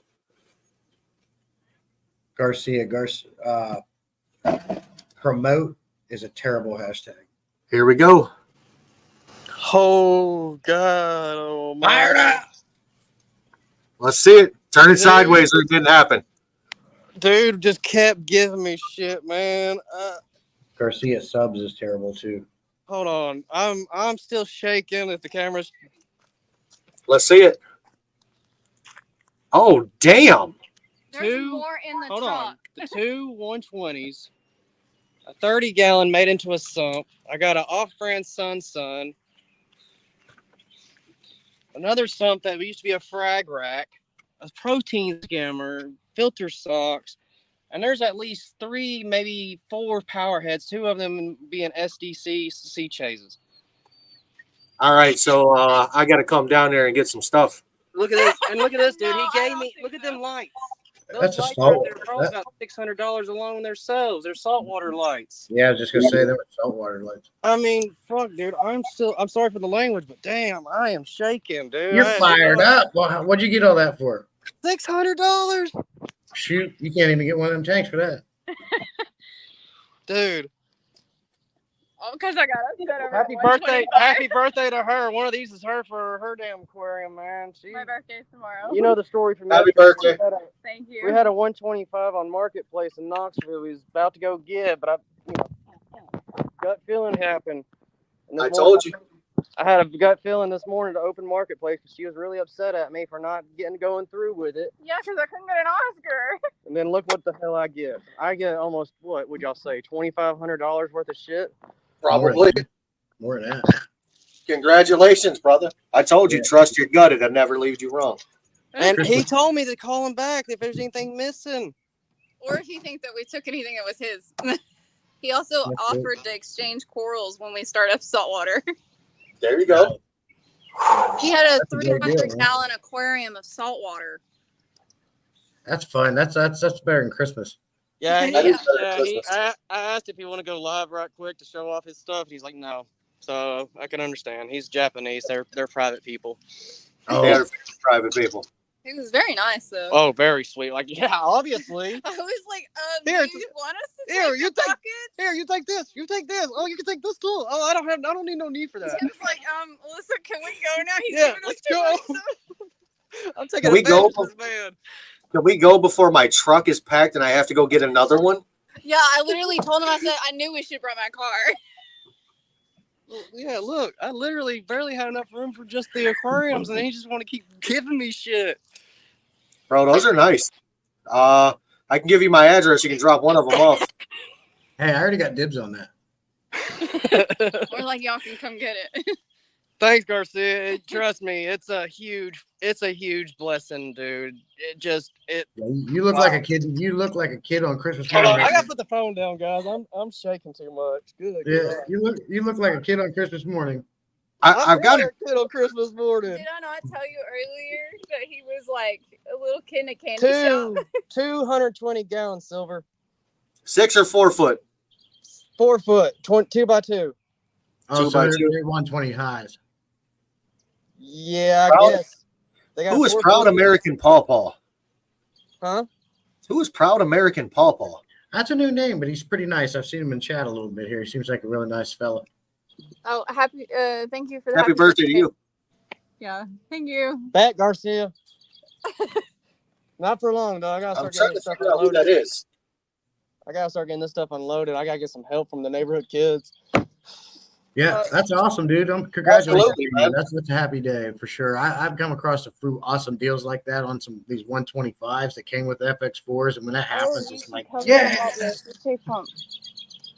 I found a deal. Oh, on and like I earlier. said, we went ahead and went to their LFS in Knoxville because we had some other stuff to do in Knoxville at a PetSmart. And lo and behold, she walks back to the C-Che pumps for the second time in a row, and there's one marked down, the 6.0, and I got the 9.0 marked down for almost, $200 for originally?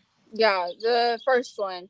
So I got a C-Che Syncra 9 for half off, and then today I got a Syncra Thank 6 you. for $40 off. Just to say, hey, let's go ahead and go get what we need, an idea, price list of what we're getting into, and God, God. bucket, Mama, you know, you're a list of everything we first. need. Get our prices together. There you go. But Very Also, cool. just in case anybody's wondering, Eleanor's asleep in her car seat. Okay. She's fine. I just left her be. So yeah, guys, I'm just fired. I am fired up to pure joygasming over here. Good. I'm happy for you, brother. Very cool. Very cool. Now you got to Well, unload it all. Now you got to unload it all. Look at this. Look at that. I'm still I see shaking. it. You Look at shake. you coming back out of a 7-year hiatus and right back into it. Coming in hard. Coming in hard too. I should have came back sooner. Yeah. You know, you have me to thank for most of this, you know. Huh. Happy birthday No. to you. Happy birthday to you.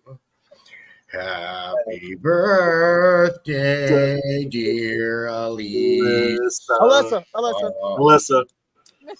Happy birthday to Thank you, you. Garcia. I did it, Garcia. This is a Jim was big scared to birthday. sing. He was scared. I was getting there. I'm not a singer. I'm a lover, not a fighter. God damn it. I don't know what I am right now. Oh my God, we gotta carry this thing up the ramp. Yeah. You better get at it, man. You're losing daylight. Man, do you have a moving blanket? Yeah, we got a wheelchair ramp. We had to get this thing up. If you have a moving blanket, put that bad boy on a dolly. We do have a dolly. Yeah, I do have a dolly. Dad gave us That's how I move most of my tanks. That would actually be a lot easier on us. It's in Oh the yeah, you're gonna get it through doorways easier. You're gonna make turns easier and everything. Just put like a moving blanket down first. You'll begin your golden, but it does get a little slippery, so you still gotta hang on to it. But all right, guys. Well, I'm gonna let y'all get back to your one-on-one. Hi, buddy. Love. Thank you for guys. sharing. Bye. Later. Birthday, Bye. You're welcome. That's awesome. Yeah, that's a good deal right there. It is exciting. It's like Christmas, dude, when you're a kid all over again. It really is. Absolutely. To us weirdos, I guess, who would like fish tanks, but You know, I don't know I've about seen, you driving down the road, dude. I don't know about you, but I'm always looking for them. I found one Friday. Yeah, I found one last week. I showed you the picture. I found a 10-gallon with a lid, man. An unbroken 10-gallon lid with like a pristine hinge. Yeah, That's rare. yeah, it is. That was always usually broken. Yeah. Yeah, man, it's like, what am I going to do with that 10-gallon? Nothing, but you still take it. I've got 10-gallon tanks. Yeah, So I am got fish that are, popping fry out like it's their job. So then again, it is time for me to build the 10-gallon fry holding rack. that's what I was going to say. Of like when we were asking me about what would I do with future for the fish room, and I got into the garage, one thing I'd like to build is a rack, just so I'm more prepared. And I feel I've been watching these angelfish the whole time I've been on here, and they seem to be getting a little bit more aggressive. So I'm wondering if they laid some more eggs somewhere. Dad, I hope you want to not. know something? That is a ton of work, dude. So, if you do it, if you're doing it the way you're doing it, it's going to be a ton of work. Yeah, I don't know any way. I just went by how Swiffle told me to do it. Swiffle Aquatics. All right. So I have my established 10-gallon over here. The parent Severums took the fry into a terracotta pot. I watched them do it. I gave it a little bit to make sure they got them all in there. I had already moved my electric blue Acara to a different tank. I stuck my hand in. I plugged a hole on the back of that terracotta pot. I turned it up. I took it straight over, and I put it in the 10-gallon tank at the bottom. I did it slowly. Okay. I don't have none of the crap that everybody's telling everybody else to do. Methylene blue. Nope. I have 2 sponge filters and a whole bunch of just the clown puke in there. It's got so much beneficial bacteria. It's good. I'm down to 2 rose lines, by the way, Shamu. So basically what you did is you took them out and you put them in an established aquarium by themselves. Right. You didn't have any air stones going over them to keep the bacteria at bay? 2 sponge filters in there right now going 24/7. But okay. Pumping water. There's a lot of movement. Welcome, Lauren. I expect a text message tomorrow from either you on Instagram or Josh on my phone to let me know how the appointment goes. I keep teasing Josh. I keep telling him I keep asking him, how's our baby mama doing? I don't know. Gosh. New Bern Aquatics. His name Oh. is Josh. Was that his wife there? That is his soon-to-be wife. Okay, very cool. I keep asking him, how's our baby mama doing? I appreciate it. Very She's cool. also a Swiftie. She loves Taylor Swift. She's all right.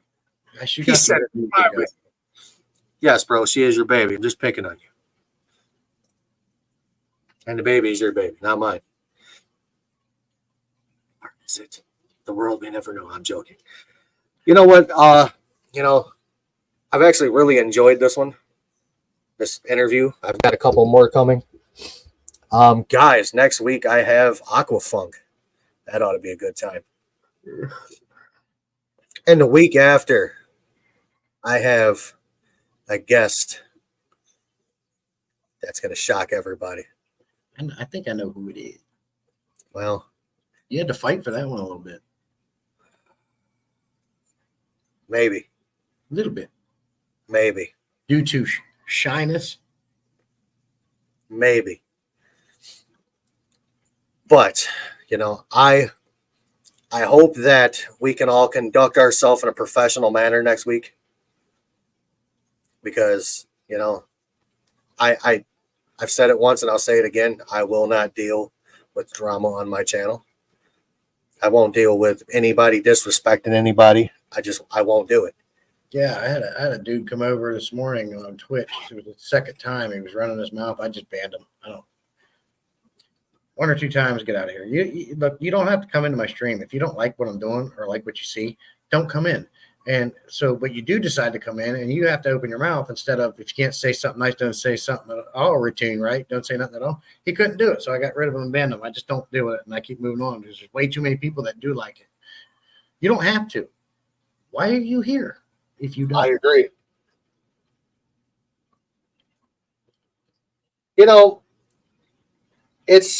They just like to run their mouth. All right.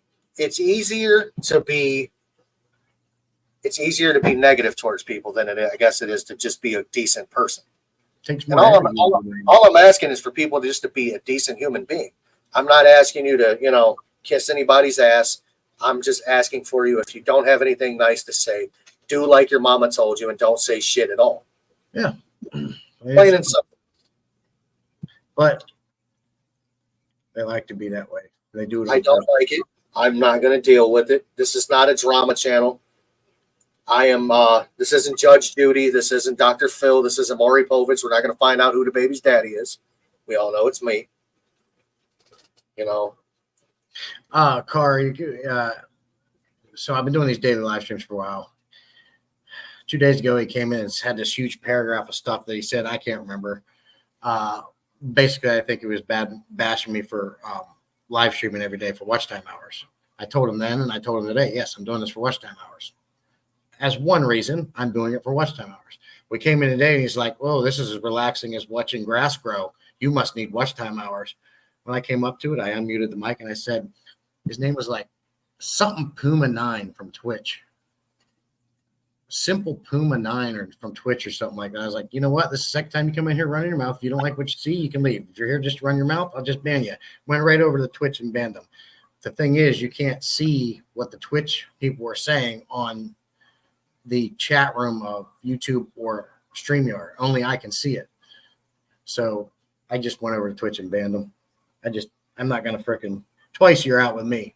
I can deal with it the first time. Maybe just being funny. I always leave buffer room for that, text. You lose personability through text. Maybe he was trying to be funny because I'm not a snowflake. So I give everybody 1-2 chance. But on that second chance, if they come in and you're doing the same thing, nah, see ya. No time. So I have a 3-minute rule, and I'm going to explain this to you guys very simple. In 3 minutes, if I meet you, I don't like you, I'm never going to like you. I don't care how much I try. I don't care how much you try to shove yourself down my throat. You can be shooting rainbows out of your rear end. You can have a rainbow coming out of your beaver. I don't care. I don't care. If I don't like you, I don't like you. You can't change the core of a person. If a person is a POS, they're going to be a POS regardless of what company they keep. They're going to be a piece of shit across the board. Exactly. And Sorry, like I'm not going to do Carl it. said. Yeah, like Carr said. So you're saying people have a problem watching fish, basically. Yes, that's all he's doing, showing fish. You have a problem seeing a color 75-gallon African cichlid tank swimming around with background music? No, he just wanted to come in and run his mouth.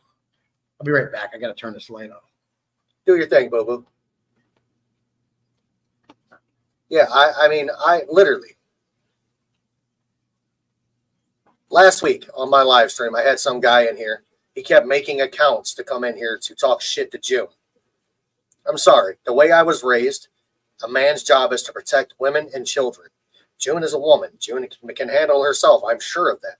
But not in my presence. I will not let it happen.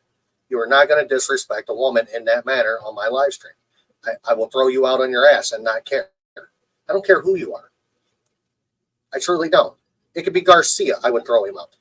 And then I'd call him, and me and him would have a lot of kind words to say to each other when I was done. Yeah. You know, I'm not doing it. I'm not going to let somebody take their personal beef from outside of YouTube, bring it to my channel, and drop me down. This is a fish channel, man. This isn't you sold something and I don't like it and I want my money back. It's not that. It's not I stole your car and I gave it back to you with a half a tank of gas. It's not that. It's just not petty. And I don't need. I did have a troll. Hey, buddy, it's 2 hours. I got to jump off. I certainly appreciate you having me up here, buddy. You have a great night. Thank you for being here. Enjoy. You too, my friend. I'll see you out in the field. Peace, love, and hair grease. See you, buddy. Thanks, everybody in chat. Good to see you. And on that note, we are down.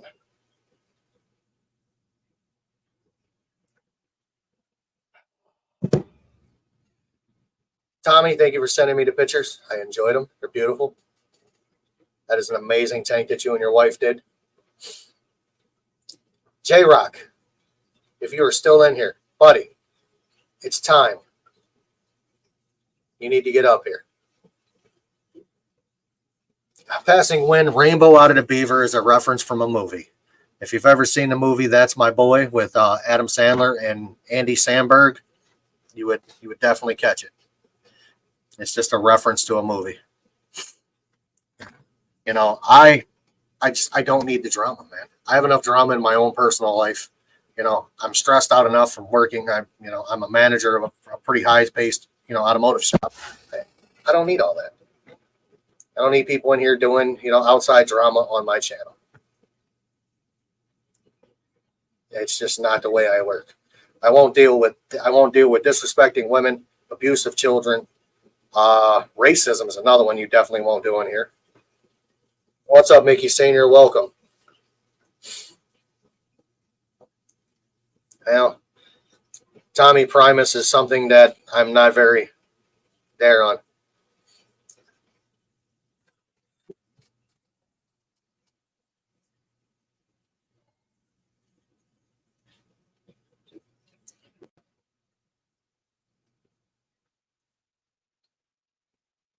Oh, you son of a bitch. Hold on, Joey.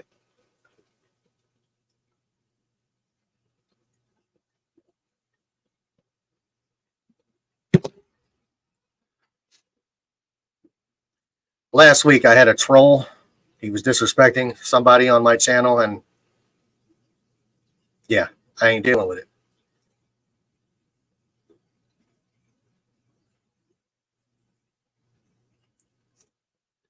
The R word, yeah, absolutely. In some places, it's very disrespectful. All your fish is AI. I don't know about that. That'd be a lot of AI.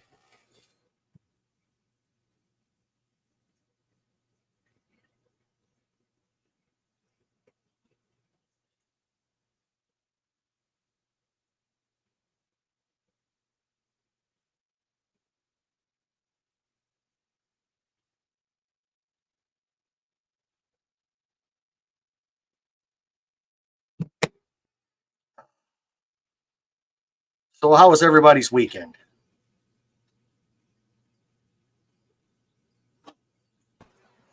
Mine's a lot better. What's up, sir? I missed the drama. What happened? I left for a couple minutes to do something else, and I come back, and you're saying like this person, that person, there can't be no drama. That means there must have been drama, and I missed out on it. It was last week. I had somebody Oh. here telling some one lady that's usually in every one of my live streams was making obscene gestures about a hand job or a mouth, giving him a BJ. It just wasn't funny.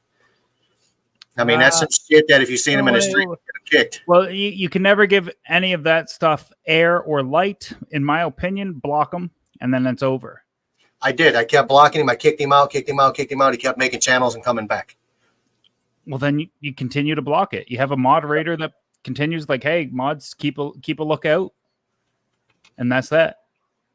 Because you can't sit, because now you're giving them oxygen. Correct. These are how trolls survive. They love that. It's one thing to say what you want, and they feel like they're being validated because they got 7 likes or something. It's another to talk about it. The actual creator talking about it. So just block them and move forward. Like, dude, it's easier for me to do that because there would be so many more people that can carry on the conversation. So I understand that you might possibly be in a bit of a pickle being a relatively smaller channel, thinking that like, I don't want to seem like, some sort of authoritarian type person, but we all do it. Like if you want to run your mouth, if I see it, I'm blocking it. Most of the time, I just don't see it. And if I do see it, what I've learned long-term being a creator is, Jim, 100 people could tell you how great you are. It's that one person that leaves one crappy comment that just messes with you the entire, like for a week. So I just don't give them air anymore. It's about that time. Yes, sir. So what's up, chat? So how is Joey doing today? Productive, unlike yourself. Yeah, dude. I've hit a wall of I feel like absolute ass. I don't know why. Like I have no motivation. I'm tired. Like I'm severely tired. Dude, I've been telling you, it's a combination of a number of things. You're getting into your 40s, so testosterone's lowering. Your diet is kind of shitty, et cetera, et cetera. You're probably not getting sleep, likely due to a number of factors like with work, YouTube, stress, that type of thing. You just got to figure things out to be healthier. And now you're physically paying for it. Like you're not supposed to be tired at this age. Like we're young-ish. Well, I am. I know you're only like a year or two older than me, but you're 40, what, 42? 41. Oh, Daddy chill. 40. All right. Sorry, son. I'll be 43 this year. I'll be 43 in October. So, yeah. Well, be happy to know that I actually started an exercise routine yesterday. What did you start doing? I actually have a pretty decent exercise bike that it's got a lot of adjustability on it, and it also has like stretch bands to it. That's a sex machine. I have one. It sounds like you have the later model. Mine also has the vibrating function. No. So one of the best things you could do is get into a calorie deficit and start robbing your body of calories. And that's going to, so for every 3,500 calories that you go into a deficit, you'll burn a pound of fat, because a pound of fat is about 3,500 calories. So if you go into a deficit, like if you cut out the pop, or you call it soda, but if you cut out the soda, how many cans of pop? How many cans of pop do you drink a week? Shit, I don't know. I can't answer that. Probably 2 or 3 a day. 2 to 3 a day. We'll call them 3. They're about 150 calories each, 7 days. Damn, that's a pound of fat. If you just cut out pop alone and changed nothing else, didn't exercise, didn't do anything, you'll probably burn a pound of fat every single week. It's just if you want to do even more, you have to start moving. Muscle burns way more calories and consumes way more energy than cardio. Cardio is great and all, but shout out to Burn Aquatics and I. What's up, Lauren? Hey, thanks for thanks for the congrats and shout out last week. It was actually Friday on Twitch. We announced Oh. that Josh is going to be have a baby. New Burn Aquatics. Oh, okay.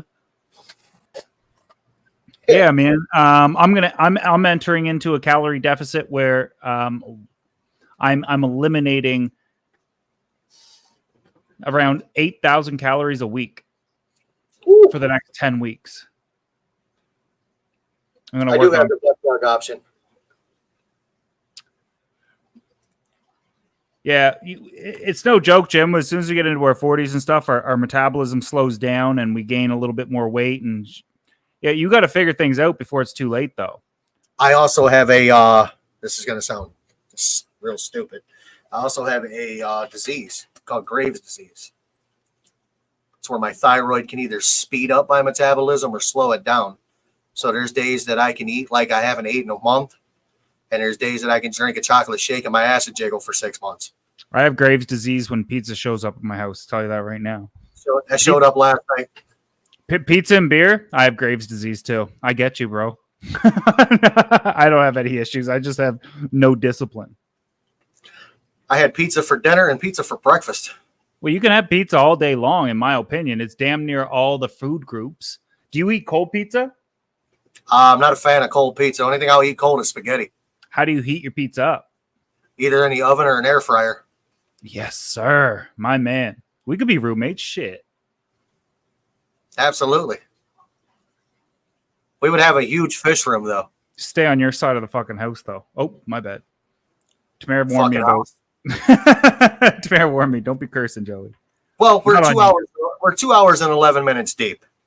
So I'm pretty sure that YouTube hasn't even seen. They've already seen all they want to see. They may 2 jump in. 2.1 is pretty big. I would say that's pretty big. Average. 2.1. Is that what you said? 2 hours, 10 minutes? 2 hours and 10 minutes. Yeah. 2.1, yeah. It's pretty big. Sizable. Are we talking inches or minutes? Hours. Yes. Okay. We're 2 hours. We're 2 hours and 10 minutes deep. Well, 2:12. Yeah. And Garcia wants to know if pineapple belongs on pizza. I believe so. I think that pizza is what you want it to be. I think pizza comes from the heart.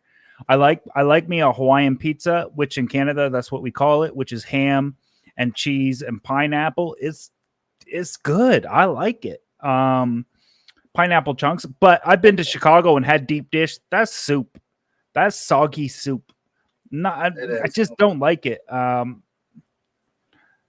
long before we have to wait till you announce you're going to be a dad soon? I'm already a dad. Double time. I have a 19-year-old daughter. Shut your mouth. And a 17-year-old son. Well, he'll be 17 in next month. Why do I need to shut my mouth? I don't disrespect children, sir. She's a not. child still. Apparently, she's an adult now, and I'm not a fan of it, and I don't want to deal with it. So let's just get off that topic. I understand. I don't, but I do. Yeah, the only thing I can eat cold pizza all the way. I take back my congratulations. Hope you have nothing but problems and the baby never sleeps. I hope it's up all night long, and I hope you breastfeed so you're the one that got to get up. You with your cold pizza. Oh man, yeah, I was awful at 19, man. I was a terrible individual. Well, in Canada, 19 is 21 in America. So you can go to the bars, you can buy alcohol, cigarettes, whatever. I don't think anybody really buys cigarettes as much anymore, but you're technically an adult at 19 in Canada. 18 to like vote and join the military and shoot people. Same with America, but don't you dare get yourself a beer until you're 21. But here's a rifle. This is so messed up. You know what, man? We used to be able to buy cigarettes at 18 too. Now we can't till 21. So it is what it is. I'm glad I quit smoking like 13 years ago. Do you know what I was thinking like recently? Is like 18 is the day that we kick our kids out and you graduated. They graduate at like 17. But you know what I was thinking? Your frontal lobe of your brain isn't done developing till you're 25. Correct. Right? Which is a lot of your decision making. So why isn't it 25? Who came up with 21, 18, Some places 16, 14, not places, but countries. Where'd that come out of? Do you ever see the video where they're deciding? There's a bunch of guys. They got like the white wigs, and they're all curly, and they're like, "So what's going to be the age of consent?" And nobody wanted to say anything. Yes, I've seen that. It probably kind of went like that. Like, when do you become an adult? And then 18 was the thing. I've been a new dad. So I'd love to have more babies. Tamara is not interested in having more babies, so she's like a mother to mine. I married her not just because she's slightly below average looking and that's all I can get. It had a lot more to do with her personality, and she's a good person, and she's kind and a beautiful human being towards my children. But she doesn't want more babies, and I'll treat her like a breeder. Like, I want to pop babies out nonstop. All I wanted was babies my whole life. I want as many babies as I can get. Technically, I wanted like 3 to 5. That was it. We'll see where it goes. So, why do you always pick on Thumbnail? I remember you were calling her Thumbnail for a while. Well, she makes for a good thumbnail. I think that technically, I'm not picking on her. I'm bullying her, which makes it no better. But I tease and I joke, and in my opinion, I think that it's like my little sign of affection. Probably. We always picked on the girls we liked when we were younger anyway. Yeah. But no, man, in all reality, she's a beautiful woman. Congratulations. Yeah. She's all right. She's the best I could do at the time. She picks her nose and eats it. There's a lot of things you don't know about her. She doesn't do that. Hey, that's fine. So how's the fish room coming, man? Or the gallery, sorry. I have all the plywood. I picked that up like on Friday, I think it was. Maybe Thursday. Probably Friday. So I'm good to go this week with finishing it off and waterproofing it. It'd probably have water by the end of the week. Definitely dragging my butt on that, but I moved the eel tonight. Tamara's fish room kind of has to be resituated because we have to switch out the hot water tank. So there's a number, there's a conglomerate of other issues, I guess I could say, that are prolonging builds and whatnot. For me, I'm also waiting on plants. I'm trying to time everything out. And I got to be honest, building that 16-foot tank and making sure it's going to hold water is a little intimidating. I've never built anything over 10 feet long to these specs, to be like kind of like slimmer materials. So it's not so bulky. So if you want to build an aquarium out of wood, a lot of the times, especially if it's going to be really big, the supporting structure is the most important thing. But that's the biggest takeaway. Of course, it's going to hold water, but I'm not overbuilding this. I'm building it just enough to hold the water and keeping it like slim and sexy still. Like, I want it to look good. And I see everybody popping up on YouTube all the time with a 16-foot, 20-foot, 21-foot acrylic. And I'm like, we have no access to that here. Yeah, I don't know the first thing about building one of those, but however, there is going to be I'm going to tear out half my basement over here, and there's going to be something similar to your 2,000 gallon over there. Well, the 2000 is an immovable object. And what I told Tamara is, like, if I ever got out of the hobby and we stayed here, we still lived here, I turned this whole place into like a man's den. That would be a hot tub. I'd probably put bar stools around it. I'd have a pool table out here. I do a bunch of stuff, but it would turn into a hot tub because it's plumbed to be one. I have thought about that. I have thought about building one on the other side of my fish room, where my 3,000 gallon or my 300 gallon pond is. It's just that's 750 gallons of cement. So you're not getting 50-pound bags of cement and doing it yourself. You got to get it pumped in Absolutely. or pour it in. I used to do mason, so I know exactly what you're talking about. Yeah. So I did concrete work for a living for 5 or 6 years, along with laying brick. Tommy said he's bringing a grill to your casa for the next party. That's a long drive, dude. Nova Scotia ain't no joke. Especially from Texas to Nova Scotia. That's a ride. There's going to be a party in New York in August and then Toronto in September. I'll be there in September. Yeah. How far from there are you? I think it's like 2.5, 3 hours. I'm 2.5 hours. Oh, okay. So after the stream, text me because I have something much sooner, much closer to you, way closer to you. Okay. But it's a surprise. I'm saying too much already. Just text me later. Well, I'll text you. We'll talk about it. Uh-oh. The piranha are looking at you. Dude, I love that tank. I really do. I think that is my favorite tank you have in there right now. It's all right. Nah.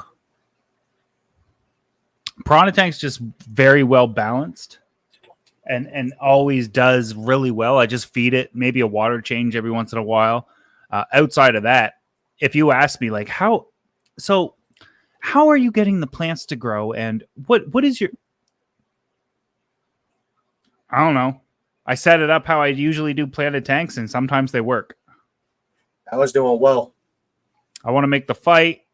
I want to be in it, but still working things out. When's the deadline? To be in it or to come? To come, you show up the day of. I don't think you buy tickets at the door, though.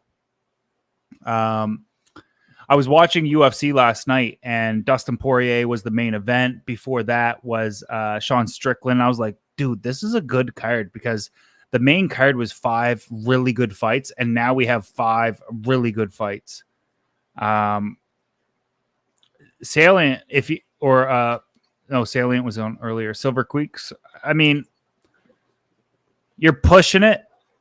I believe tomorrow is the announcement, but I'm not sure because, well, everybody's an idiot except me. I wanted to hype up the announcement, but tomorrow is 75 days out, so you're pushing it, dude. And you've got to also remember, like, do you have any boxing experience? If you don't, if you step in the ring thinking that like you got some street fighting experience, good luck going 2 minutes with somebody that even has 1 month of training. It's night and day, dude. Wish you the best. He's a martial artist. So he'd get paired with somebody else that also has similar experience. So there's no unfair fights. Yeah. What's up, Gordon? Gordon's up in this bitch. He's definitely up in this bitch. Gordon should check his Instagram every now and then. Just saying, Gordon. Wink, wink. Trying to be subtle. You know, I don't know. I think that fight is going to be something spectacular that's never been done in this hobby before. I think it's going to be great. I'm in love with the fights, man. I'm very interested to see what happens with me and Lucas because I think Lucas is crazy enough to just try to walk me down. And I know that he's got endless cardio, so I'll have to be tactical and a little bit more strategic with him. I think that Rod versus none of these fights are even. Ooh, I'm not even supposed to say any of this. Never mind. Okay, the co-main, Rod and Merrick, which is the Bearski method. These guys are big boys. Oh yeah. And that'll be interesting because if Merrick ups his cardio, I don't think Rod stands a chance, even with his boxing. But if Merrick ups his cardio and gets a little training, I think that goes the whole 5 rounds. Nice. Unless somebody gets lucky. Big dudes do wear out quick, though. Yeah, I think me and Lucas are we're probably gonna meet at 175 or 180, which is more our natural sizes. My natural size is technically 150, 155. Yeah. But I had to undergo treatment about 5 years ago that caused a tremendous amount of weight gain. And then from there, it was just unhealthy living and stuff. But with the opponent now being Lucas, because of the New York State Athletic Commission not letting the two main promoters fight each other and or make matches, so all the fights technically got called off because of matchmaking and betting. Oh fuck! Here we go. Big Papa What's up, Pump. stud? Big Papa Pump. Flex it out, Joey. So what's up, Gordon? I enjoyed that video, man, with the turtle. Thanks, man. I appreciate that. I found the turtle was too turtley for the Turtle Club. It just so happens turtle videos are my most viewed. Leave me alone. No, man, it was actually a wholesome video. I like the fact that your children were involved. You made it a family moment / a learning experience, which is awesome. Yeah, it sometimes you gotta. Yeah, but his daughter doesn't know how to be a YouTuber, so I mean, no ice cream for her. Yeah. His son definitely looks like I'm gonna get a timeout if I don't talk. And you can hear it in Gordon's voice. Say something, and he's like, "Hi, YouTube," and the other girl's just frightened.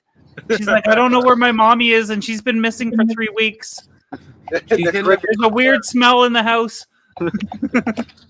It's coming from the drywall. Yeah. Daddy, what's that smell in the laundry room? Yeah. Oh man, that's funny.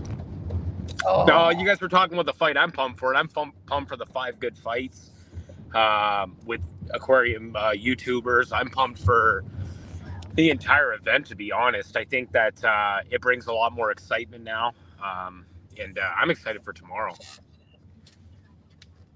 Can't hear you. The announcement. Can't hear you. How can you not hear me? Come on over here. Less. We Than can't hear Tamara. Oh, Tamara. Oh man. Hello. Who else just puked in their mouth? Hey. He's so mean to me. She's okay. She's all right. She just has a body odor problem that we're working on. That's okay. We're all allowed to have our own stench. What? Oh, you're gonna do it? Try to do it on Because people just do shit. Yeah, I know. And you look I cute. just need What's to this? practice. Rain?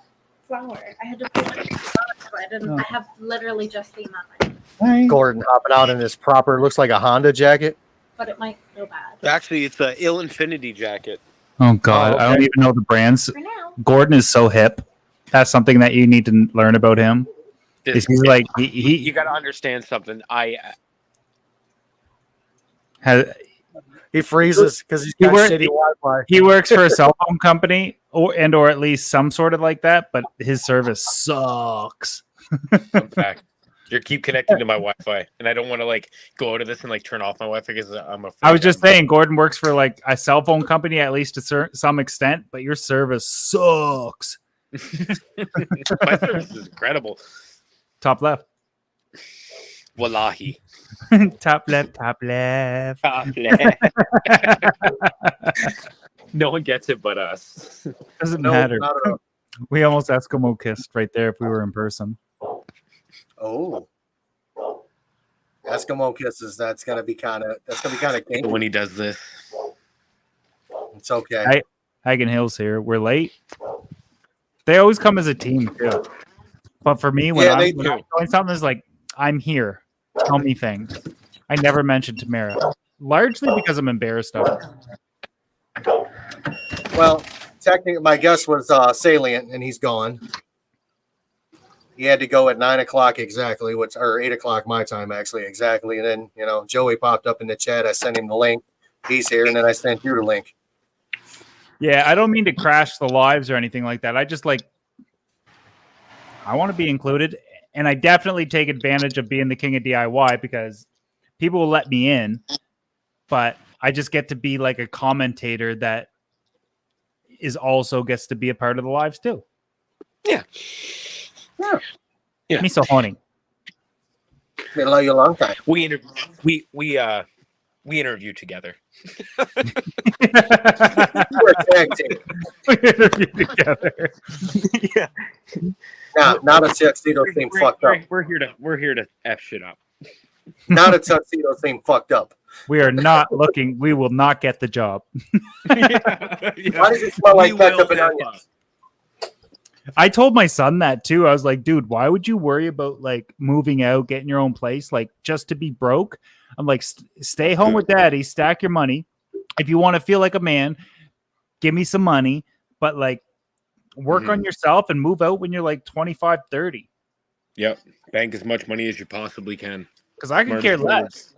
My daughter, I was like, when she graduated high school, I was like, get out. I didn't say that. I didn't buy my house until 2013. This house anyway. I had a couple other houses, but they were cheap. You know what I mean? I bought one. It was on a condemned teardown list when I was 21. I bought it for $6,000. That's a mobile. That's a camping trailer. It was a 5-bedroom, 2-bathroom house. Did you fix it or? I fixed 4 rooms to where I could physically live in it, and then I sold it to my brother for way more than I had in it, and I paid for it. And then I bought another house. Do you know what I paid for this house? I don't. I'll tell you in US dollars. You can guess. 129,000. American? Yeah. I've never seen the outside of your house. American 114. That's not bad. So my house, and that was 12 years ago. But if I were to sell it now, it's already been appraised for various reasons. Over 300,000 American. mine appraised last year for 369. I paid 90 for it. Yeah, I can't afford that type of mortgage or anything like that. Land taxes. So if it's appraised, do they cap it out? Do you only pay the 90,000 Yes. land tax? No, my property tax a year is $5,700 American. Mm. I have almost 3 acres. How many? Almost 3. 3. I live in a suburb of Ohio. I'm like literally 15 minutes from OFR. Live in Broadview Heights. So you hear the gunshots? No, I don't, unless it's me shooting them off. My neighbors don't like me, dude. When it's around the 4th of July, I blow shit up in the backyard. And I mean, I'm not talking like little M80s. I'm talking like 3/4 sticks of dynamite size shit. I mean, I wake the neighborhood up. That's how loud it is. You have mushroom clouds coming out of the trees when I'm done. I like to blow stuff up. It's also my best friend's birthday, who died holding my hand on Christmas Eve. His birthday is the 4th of July, so I always go real hard. Oh, yeah. That's not dark. Not at all. Jim, I'm the only one that cries on the live, so don't take that from me or ruin it. I am not going to cry, sir. That boy he was born with leukemia. He wasn't supposed to make it to 5. He made it to 18. Shit. We got that dude drunk. We got him laid. We got him to steal a car. I mean, he did more things than most people did. What's up, Red Laser? I haven't seen you in a while, buddy. Hagen Hill, welcome. Everybody else is still here, except for this freaking mosquito. I'm about to kill it. Canadian house prices are insane. I agree with that.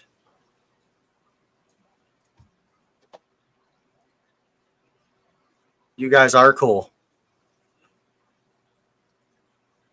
I agree. It's Happy Place. Yay. It's me. He said I let that AR off. I don't have an AR. I've got some stuff that's pretty loud. You know what, Hagen? I don't know if I am subscribed to you or vice versa, I'm going to have to look, but I think I am. But you guys never pop up in my feed when you go live on Mondays. Who goes live on Mondays? Hagen Hill. They do a case of the Mondays. Oh, I see it every once in a while, but I didn't see. Shoot, who did I not see? I didn't see Lucas go live. I didn't see, and I interact with the channel, so I don't think the notifications are going out to everybody all the time. I agree. I didn't get the notification when you were doing your that last video you put out when you did the premiere on it. I didn't get the notification for that, and typically I do. Yeah, I think YouTube plays around with the algorithm a lot. I think they play around with everything a lot. well, what they do is they're constantly testing your videos against your subscribers, and what they do with your videos depicts on what you do. So, for example, so you're at almost 600 subscribers, so they'll put it out to 60 people, if that, and depending on how many people click it, they'll send it out to more subscribers and more notifications will go out. And then it keeps building off that. And then they put it out to the public. So it doesn't matter that you've worked your butt off for all these subscribers. It just comes down to if you've got a good thumbnail and title and whether your subscribers will click the video or not. Yeah, So it's constantly testing. And it makes sense because YouTube's been around for like almost 18 years, 17 years. Yeah. And there's like probably over 10,000 channels with over 1 million subscribers. And imagine all of them are uploading 1 or 2 times a week. So they'd have to send out hundreds of millions of notifications and emails. So I think what they're doing is just scaling back costs. Okay. But I don't know. Oh man. Do you think that do you know what I'm talking about, Jim? I do. And you know the date and all that? Yes. So does that sound doable, or because it's a weird time, so it's a weird time and day. I'll have to check my schedule. Yeah. I'll call you after this and okay. Fair enough. Salient says Joey is almost as good looking as me. I took offense, like legit offense, when he's like, "Oh, I could maintain your aquariums faster than you." Like, dude, I'm a machine. He's just a love machine. Yeah, man. I that 1.5-inch pipe, dude, that has to drain some tanks pretty quick. Well, I use it for the big ones, but if I'm in a rush, well, so it's the pipe is like it goes down 8 inches into the aquarium. So no matter which one I put it on, because they're all mostly 24 inches tall, besides this one, which is like 28, it'll give me a 30% water change. So if I'm in a rush, I can just like hop tank to tank, and then I just sit around waiting for it to fill. Sometimes it's like 4, 6, 7 hours waiting for tanks to fill. That's a long time. Like I told everybody when I did my 240, I can drain this thing down to half in probably 3 minutes. I got a 3,800 gallon an hour sump pump. I mean, it'll drain it quick. I don't even know the flow rate of a 1.5-inch pipe with no restrictions. It's fast. That is a fact. Passing Wind says Twitch does a better job at notifying people than YouTube. They do. Salient says just messing Joey the King. Like, dude, you kind of talk the way I talk and say some of the things I say, and your mind works relatively similar to mine. So I'm not like mad. I just like took offense because I was like, because you said that's an official challenge. And I was like, you want it like that? Let's do it. But then you're like, well, Joey's tanks are so much bigger, because if he had to line up with me in like a competition to like how fast does it take him to do all his water changes versus me, I'd obviously lose because just due to sheer water volume. But what I'm waiting for is somebody to challenge me off to a build off. Let's just like build a tank from nothing. I'm talking the stand, the tank, the lights, the filtration, everything. We have 2 hours and we don't know the materials. I don't think anybody walking God's green earth can really mess with me because I could do concrete, plywood, glass, acrylic. Like, and I think like some people built a plywood tank, so they're like, oh, I can beat the king of DIY. No, you can't, because what if it's glass? What if it's acrylic? What if it's concrete? But I do scape offs. I can do concrete and glass with you. The sprinkles on the cake is what I usually do with everybody. Scape offs, because that's what those are. Just sprinkles on the cake. All right, Newburn, have a good night, man. Remember, let me know about how that appointment goes tomorrow. What's the appointment? First baby appointment. Oh shit. Yeah. Oh, so Newburn and then the other woman that was in here earlier. Laura. Okay, Laura. Is Newburn a good looking dude? Because Laura was pretty. You see her picture? Yeah. She's a pretty girl. He's punching above his weight. He knows it. Yeah, same. It happens to all of us. It happens to all of us. But I think in concrete I could probably compete with you. Glass maybe, but everything else you got concrete's incredibly complex. Yeah, because you got to build the forms, and then you need that giant cylindrical vibrating thing, leveling equipment. Like it takes a lot, but it can be done. It's tough. And when I was building my plywood tank, once we dumped all the concrete into the forms, the back blew off. So that damn near ruined the whole thing. And there was problems. I filmed it all and I got videos of it and the reaction and all that, but I never used to upload all those failures because I didn't want anybody to see like that I messed up. When I built the tank on the front of my book,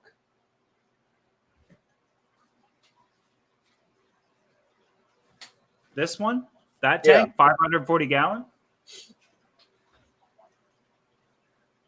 Technically, I dropped the back panel and it shattered. Oh, damn. I didn't say that on video. Certain things I leave out. I don't leave anything out anymore. It was good. It's a good thing and a bad thing to admit like the bad things that happen, but then it also gives literal haters room to try to discredit you. Yeah, I understand that, but you also got to remember we're also human, and to be human, you have to err. That's how we learn. We learn by our own mistakes. Yes, like sir. I dropped that piece of glass. I ain't never doing that to fuck again. That was expensive. Just slipped out of my hands, man. I tried to put it up on the corner. It was a 1/2 inch thick. It was 6 feet long, 2 feet wide. I think it weighed 100 pounds, and so did I. And I just dropped it. Oh, that's right. That was little Joey days. It's a little baby Joey. Little baby Joey. Yeah, you were tiny, bro. I remember that. I was like, holy crap, this dude has changed over the years. Now I'm a big, gigantic, fat, roly-poly-oly. I'll have abs. I'll have abs in like 2 months for sure.